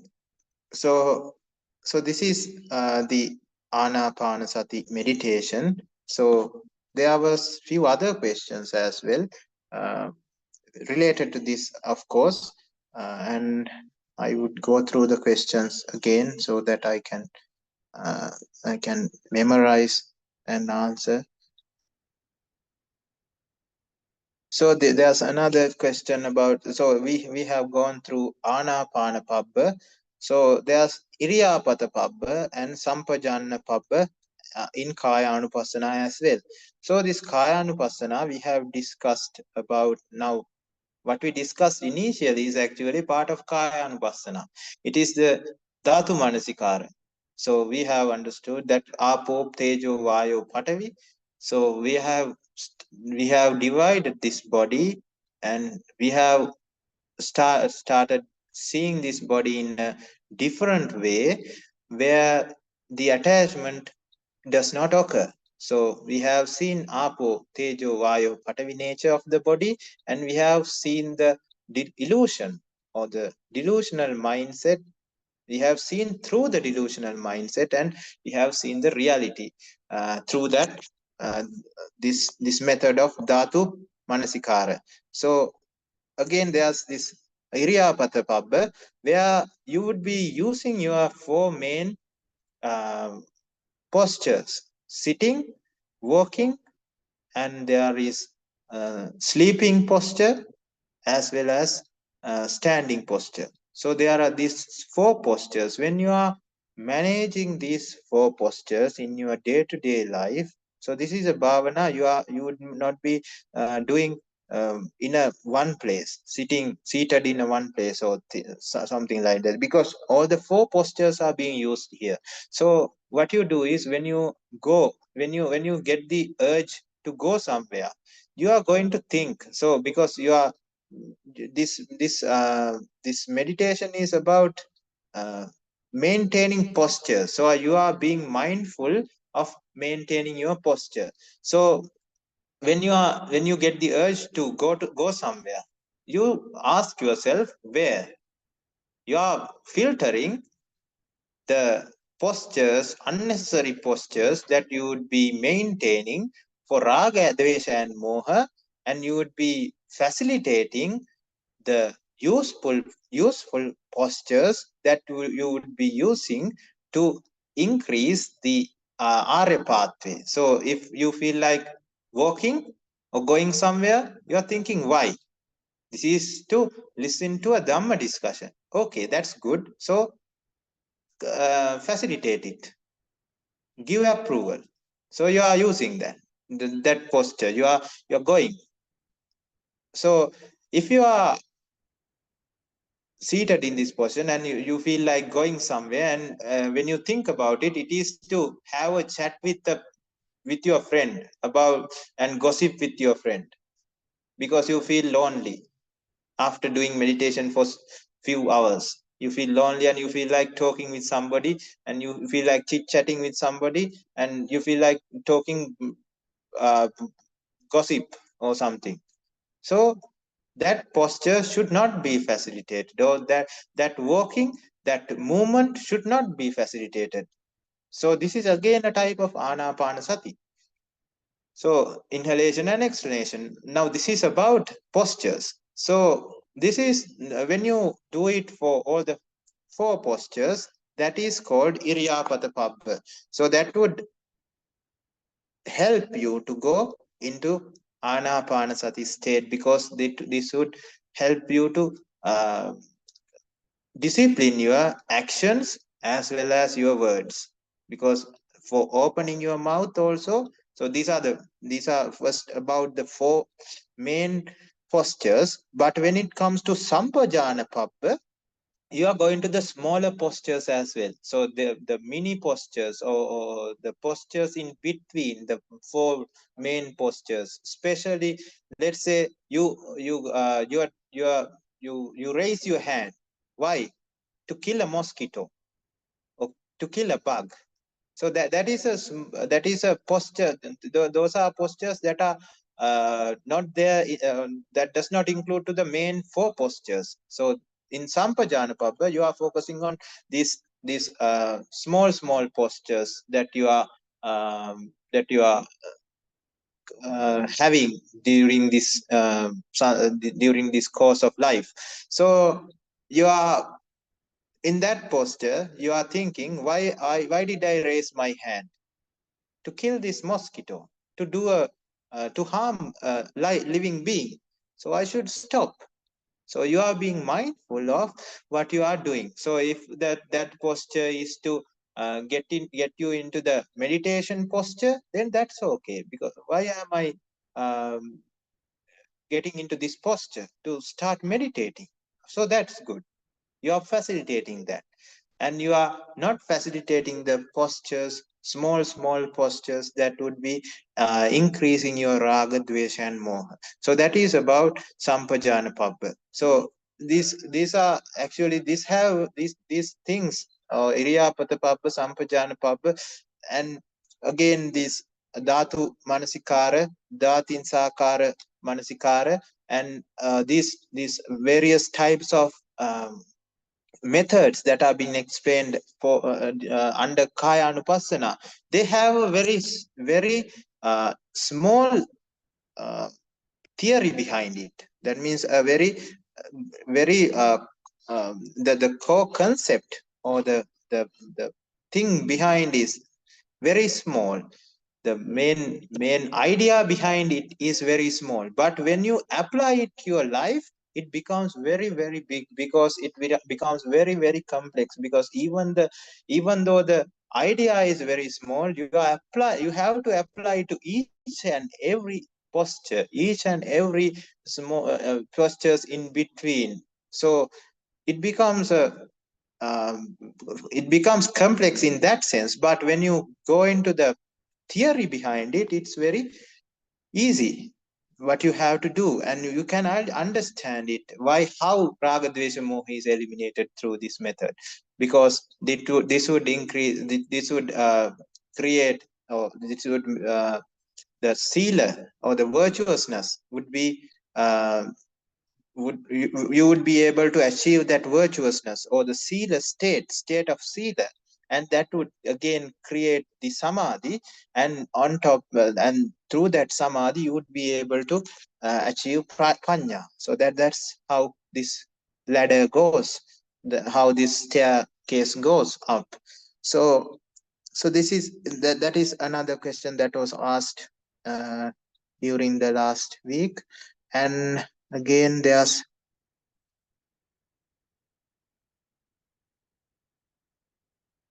this question. I don't know whether we have time for this question. I think the next question may be the broadest question in some ways. If I have 5 free hours after listening to Buddha's teachings, how should I spend them? Yes. So what is important is we have discussed all 2 Patisamuppada, the main 2, or not everything, but the main 2, which is, first one is about avidya pacchaya sankhara, the other one is about kusala mula pacchaya sankhara. You know that kusala mula pacchaya sankhara is the pathway to nibbana. So theoretically, you should work in a way so that kusala mula pacchaya sankhara cycle works most of the time in your day. And theoretically, you should not facilitate avidya pacchaya sankhara during your day, during this 24 hours. If you apply to 24, or if you apply to one single day. So what can you do to have that state? You cannot meditate for straight 5 hours if you don't have that kind of a capacity, or that kind of a meditating power. So meditation might get you 1 hour or maybe 30 minutes. Then you can change your activity to listening to Dhamma. Again, you are engaging this mind in something that is good. That is good for the Arya pathway. Don't try to have it empty, because all the defilements would start to crawl back in when you do not engage it in something good. So in initial stages, so after some time you would develop the samadhi, and you would be able to stay in that samadhi. So when that level happens, that is, you would know what to do. So until that level occurs, what you would do is you would fill those empty slots with things, with different things, but those things should have one thing in common, and that is that those should be aligning with the Arya Dhamma. So it can be it can be listening to Dhamma sermon, it can be reading the Pali Canon, a Sutta, or it can be about meditation, it can be about thinking or Vipassana meditation, whatever it is, or it can be recitation of qualities of Supreme Buddha. So we would be discussing that in our next meditation session, how you would do Buddhanusati. So whatever it is, you can fill up those empty spaces with things that would develop your Arya pathway, and you should not never have those things, these free slots empty, because if you keep those free slots empty, then you are in the initial stages, you would get back to the these defilements in your mind. You would be conquered by the defilements in your mind. So that is the most important part initially, but when you do that for several months, several 1 or 2 years, then you would develop that mindset, develop the samadhi, and with that samadhi you would know that what to do next, and what you should uh, practice now. Because when the samadhi is developed, there's nothing called an empty slot, because the samadhi occupies that empty slot. So you are already in the samadhi, you does not break the samadhi. So that is what you should do. When I think that answers your question. And there's another question.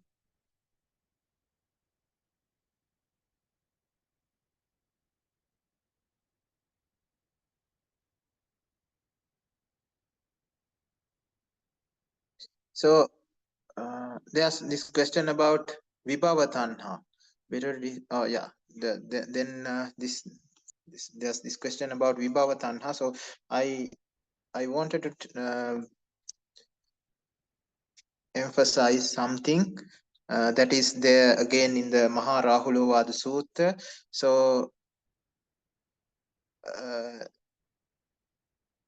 in the paragraph which is says about Vayodhatu, I think I have discussed this again during the last session.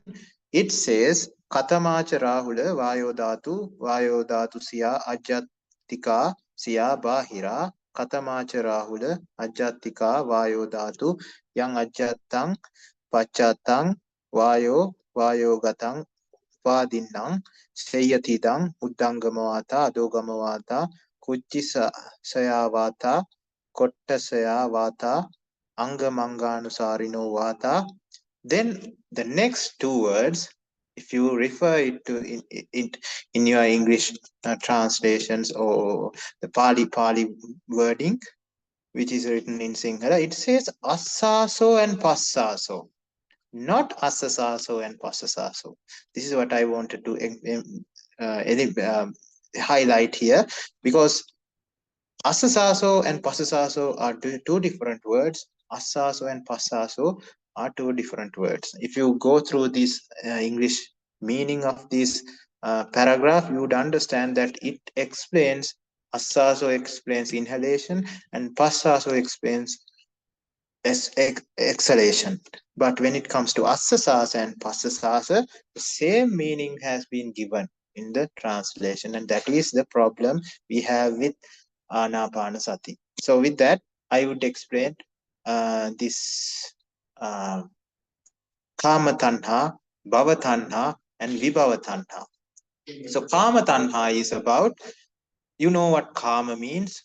When we are talking about the five sensual pleasures, when you have, especially when it comes to Kama, we are talking about smell, taste, and touch.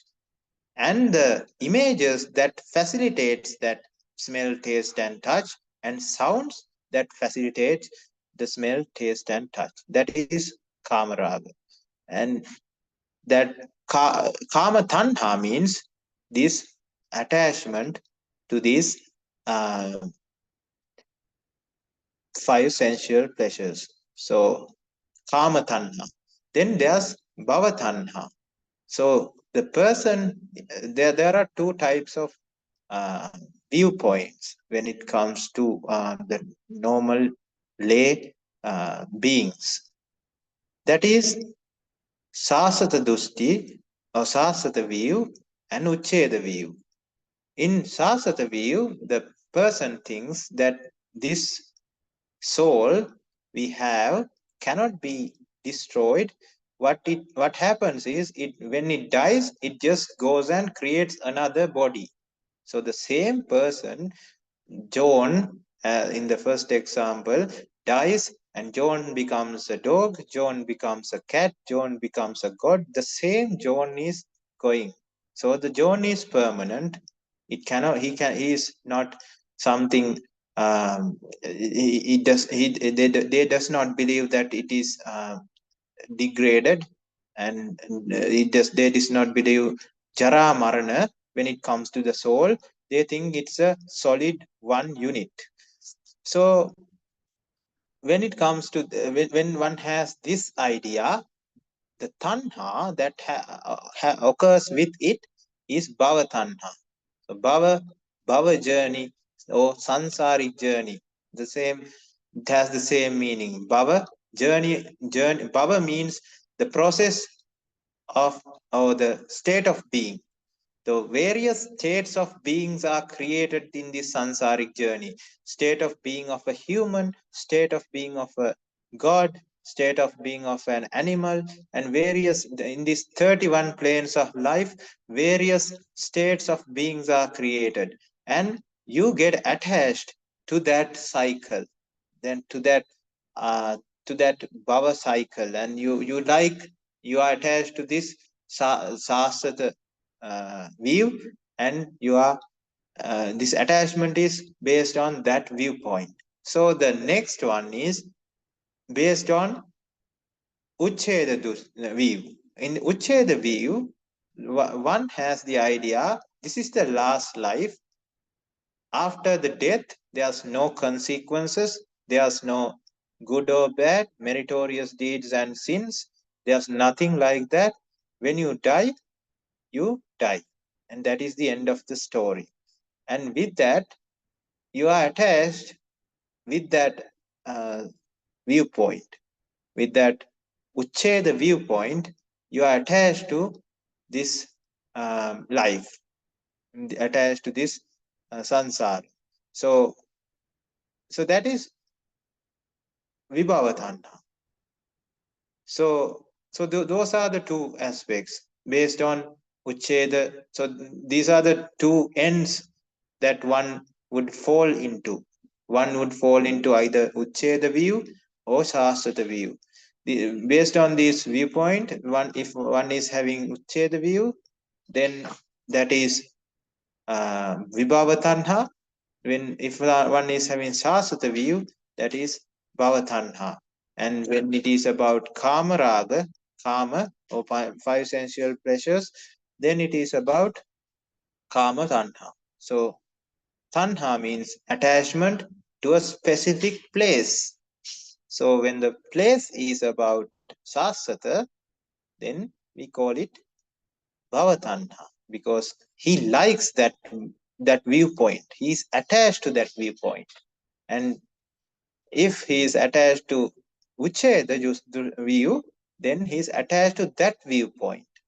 Attached to a place is tanha.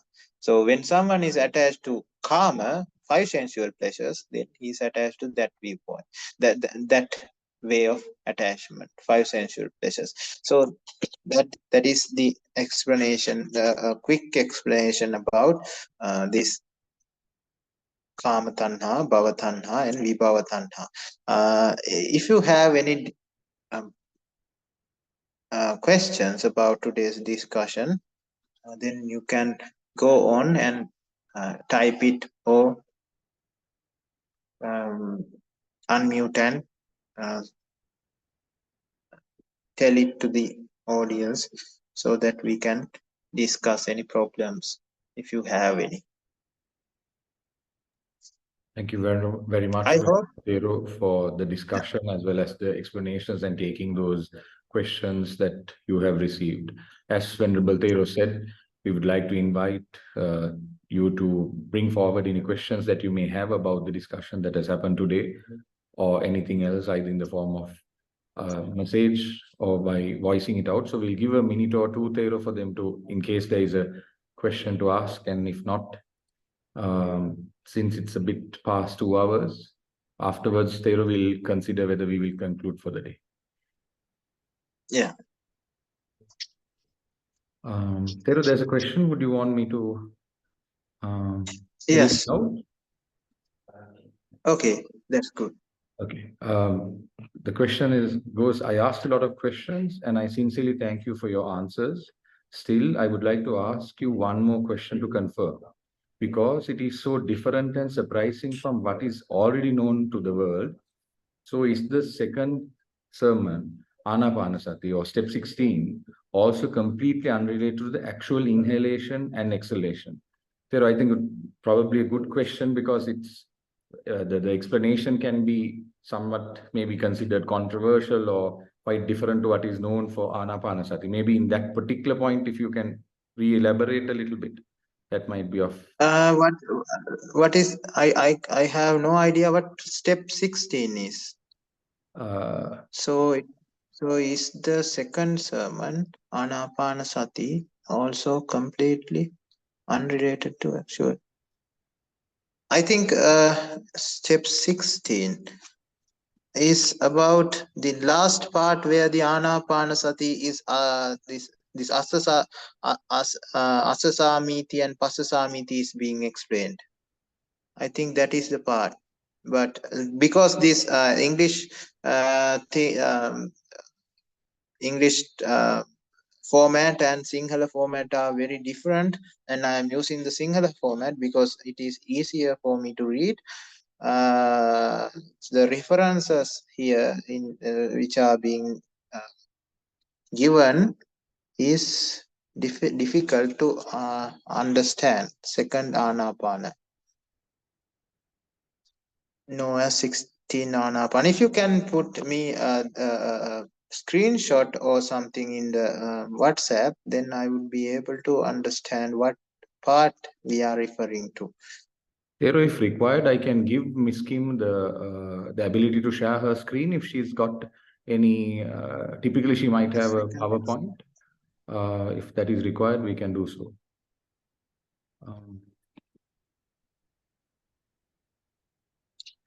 So I think there's an important part here, because this actually explains the explanation that the normal world, the rest of the world knows, comes from one specific book called Visuddhimagga.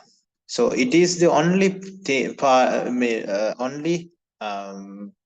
text that we have which explains this method of meditation, because this is what is practiced in all the hill areas of India, Himalayas. This is not something which was created or designed by the great wisdom acquired by Supreme Buddha, because you don't need that much of wisdom if you are focusing on breathing, because you can understand at any point in your life, or maybe during era where Supreme Buddha has not Supreme Buddha is not emanated, even during that kind of a era, you can still think about breathing and go to first dhyana, second dhyana, third dhyana, and fourth dhyana. Because if you start focusing on, your mind would start to get concentrated, and you would receive the first, second, third, and fourth dhyana. Of course, they are not Arya, Anarya dhyana, and after receiving this dhyana, you would go to that specific Brahma level of or plane of Brahma, and you would become a Brahma god. But if that itself gives the understanding about the reality of the world, then no Supreme Buddha needs to be emanated in this world. Because why do we need Supreme Buddha when we can focus just on breathing and can acquire the rest without problem?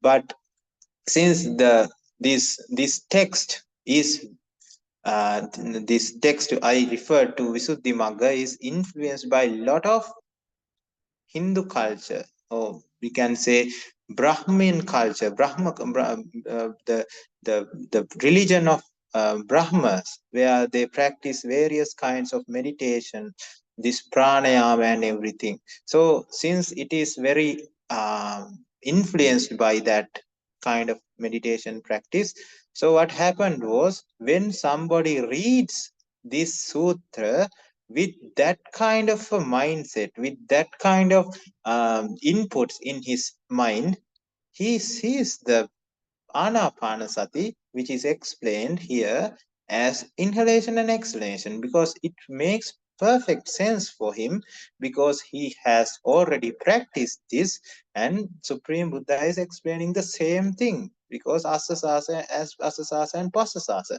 But if you go and if you since you are reading this text, go for Siha Sutta, which was a dialogue between Siha Senadipati.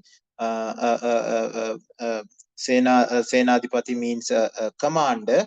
Siha, a commander named Siha, as well as there's another explanation. I would put that into the chat. I cannot remember the name. And in those things also, he explains about this asasasa nature. Asasavadi. He calls, Supreme Buddha calls himself Asasavadi. Asasavadi means not about breathing. He does not say that he is a person that breathes by saying Asasavadi. Asasavadi means a person with asasa. So he says, if someone says me Asasavadi with knowing facts, with understanding why he should call me Asasavadi, and this is why he should call me Asasavadi, and he gives a explanation why why he should be called Asasavadi. So I would give this. I will put these links to this sermon, at least the names of these suttas, so you will be able to understand why the difference between asasa, pasasa, and asasa, pasasa. Asasasa, pasasasa, and asasa, pasasa. Sorry.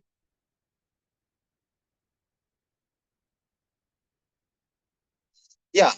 Now I understood the question. So it's the same Anapanasati, not two Anapanasati. There are no two types of Anapanasati here. It's the same Anapanasati. First bit, which you refer to as first Anapanasati, is actually the things that you should know to practice the Anapanasati. Otherwise, you don't know what to inhale and what to exhale, what to take in and what to put out, what to associate with and what to eliminate. You don't know that part if you don't have the first explanation about those apo, tejo, vayu, and patavi, everything. So when you understand Dhamma through that initial steps, initial part, then in the next session, in the next part where the Anapanasati is very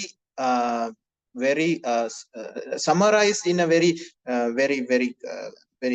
organized manner. So it's a very summarized explanation. It should have pages of explaining to have a good understanding about what it is, what has been said. It is just the topics of what you need to understand. So nobody can understand Anapanasati based on that that few lines of explanation of Anapanasati, if that person has not listened or heard that from a person who has understood it before. No one can understand it by just reading the text, because it is not possible. It is very it is summarized to the level that it just have the topics. So the actually Anapanasati is the later part, but the first part is the explanation or the understanding that builds up to the Anapanasati. So there's the Anapanasati is about this. It starts to the Anapanasati starts from here, where Anapanasati Rahula Bhavanang Bhavehi. Anapanasati Rahula Bhavita Bahuli Kata Mahapalahoti Mahanisansa. So that starts the Anapanasati meditation itself, which is very summarized. And before that is what leads to Anapanasati. That means the things that you should know before starting Anapanasati, because Anapanasati is not about inhalation and exhalation. It is about association and elimination. So you should know what to associate. So what to associate is explained in the first part. I hope that explains and that clarifies your problem.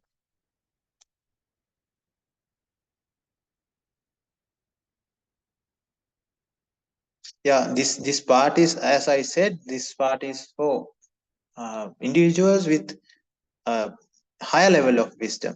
Now, when you are practically doing it, when you are, we did not go for the practical aspect of how you do it.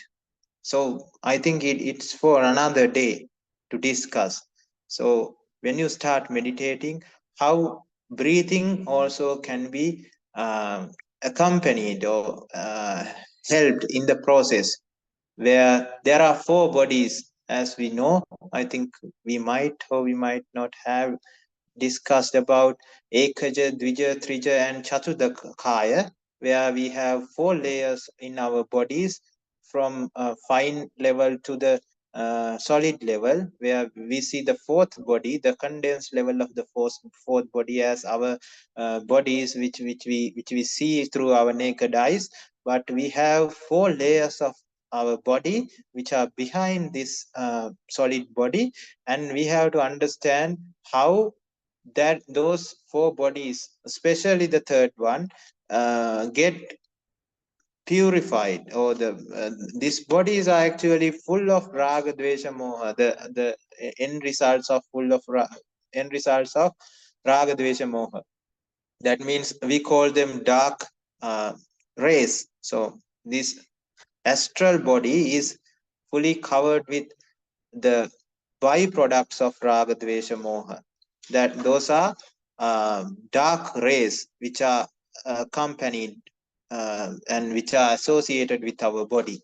So when we start to use this method of Anapanasati, we would be associated. So there's another aspect to the Anapanasati, where we just discussed about how you do it, but when you do it, all the dark rays which are associated with our body gets eliminated, and that is eliminated through our nasal passage, through our air, and also through our body. So with our sweat, with our excreted products and everything.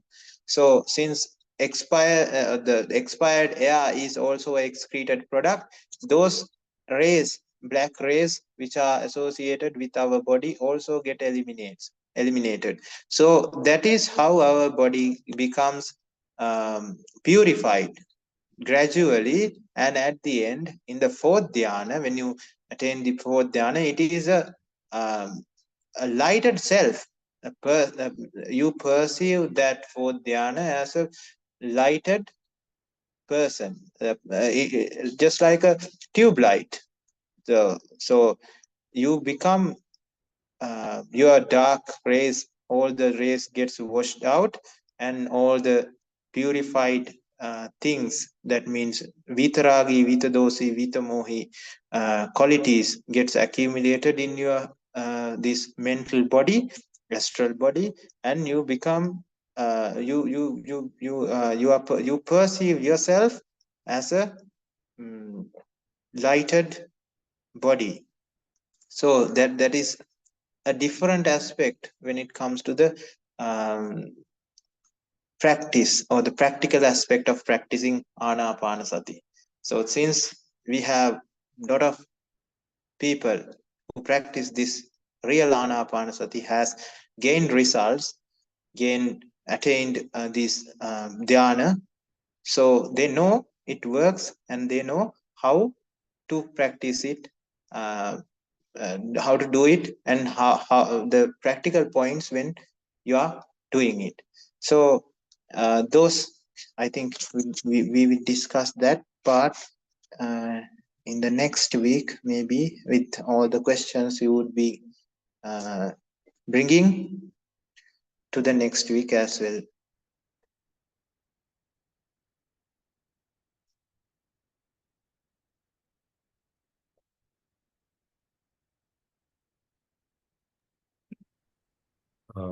Venerable Thero, since we have arrived at about 2.5 hours since we've started, should we, and we've taken several questions at the end, should we conclude with a small anumodana, or would you like to take any further questions?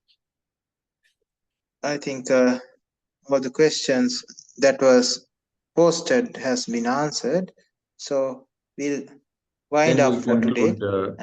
So we kindly invite Venerable Thero to do a anumodana and conclude the session for the day. Sadhu, sadhu, sadhu.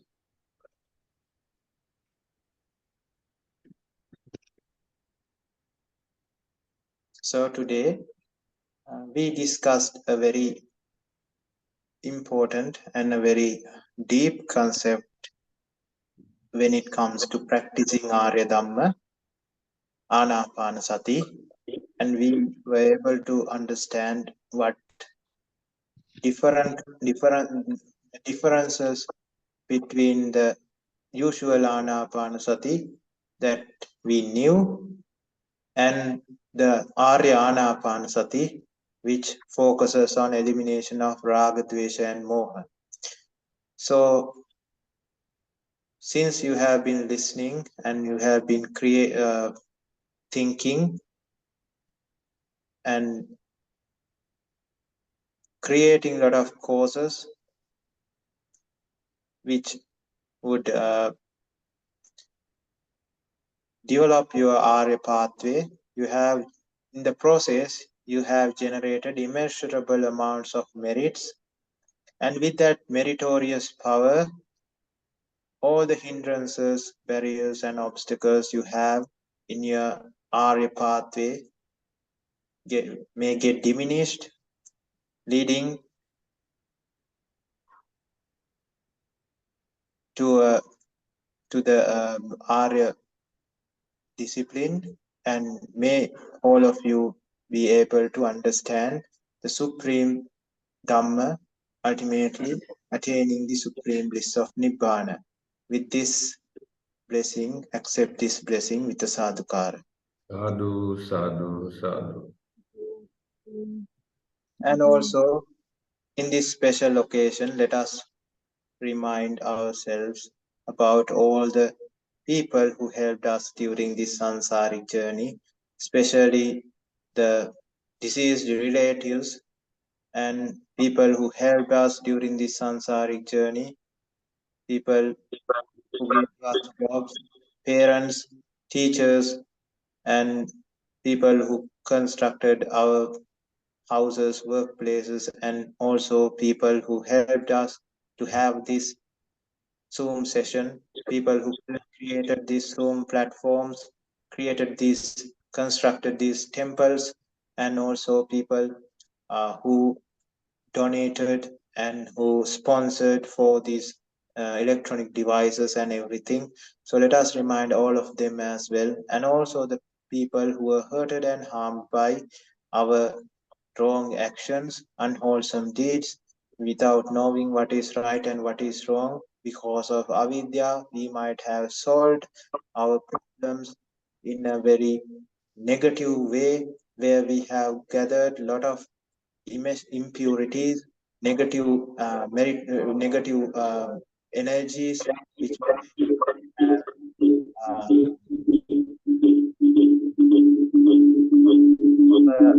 RA journey to the speed of the RA journey to reduce. So let us remind all the sentient beings that were harmed and hurted by us, and also the deities and also the Brahmas in all the 31 planes, all the sentient beings in 31 planes of um, life. So, and all the sentient beings in this universe as well. So let us remind all of them and transfer this meritorious power to them, regardless of wherever they are in this universe. May they get happy and may they have elated mindsets seeing this great meritorious deed, and may they be happy about Buddha, Dhamma, and Sangha and great qualities of Buddha, Dhamma, Sangha. If they are in miserable places, may they refrain from doing sins. May they replace those sins with meritorious deeds, and may they lead happy lives, ultimately accomplishing or understanding the supreme Dhamma, attaining the supreme bliss of Nibbana. Transfer this meritorious power to them with metta and kindness with the sadhukara. Sadhu, sadhu, sadhu. Sadhu, sadhu, sadhu. And I will end the session with this blessing. Abhivadana silissa niccang vaddhapachayino chattaro dhamma vaddanti ayuvanno sukham balang ayurarogya sampatti sagga sampatti mevacha ato nibbana sampatti minati samicchato. So far. Sadhu, sadhu, sadhu. Sadhu, sadhu, sadhu. Thank you very much, Venerable Thero, for taking the time to discuss the Dhamma. A very important session today, explaining some of the key factors. And also thank you very much for the participants for sending the questions and being engaged with the Dhamma discussion. So with that, we finish the session for today. And we will be uploading the recording later on so that you may be able to access it later. Thank you very much. Theruvan Saranai to all. Theruvan Saranai. Theruvan Saranai. Peruan Saranai.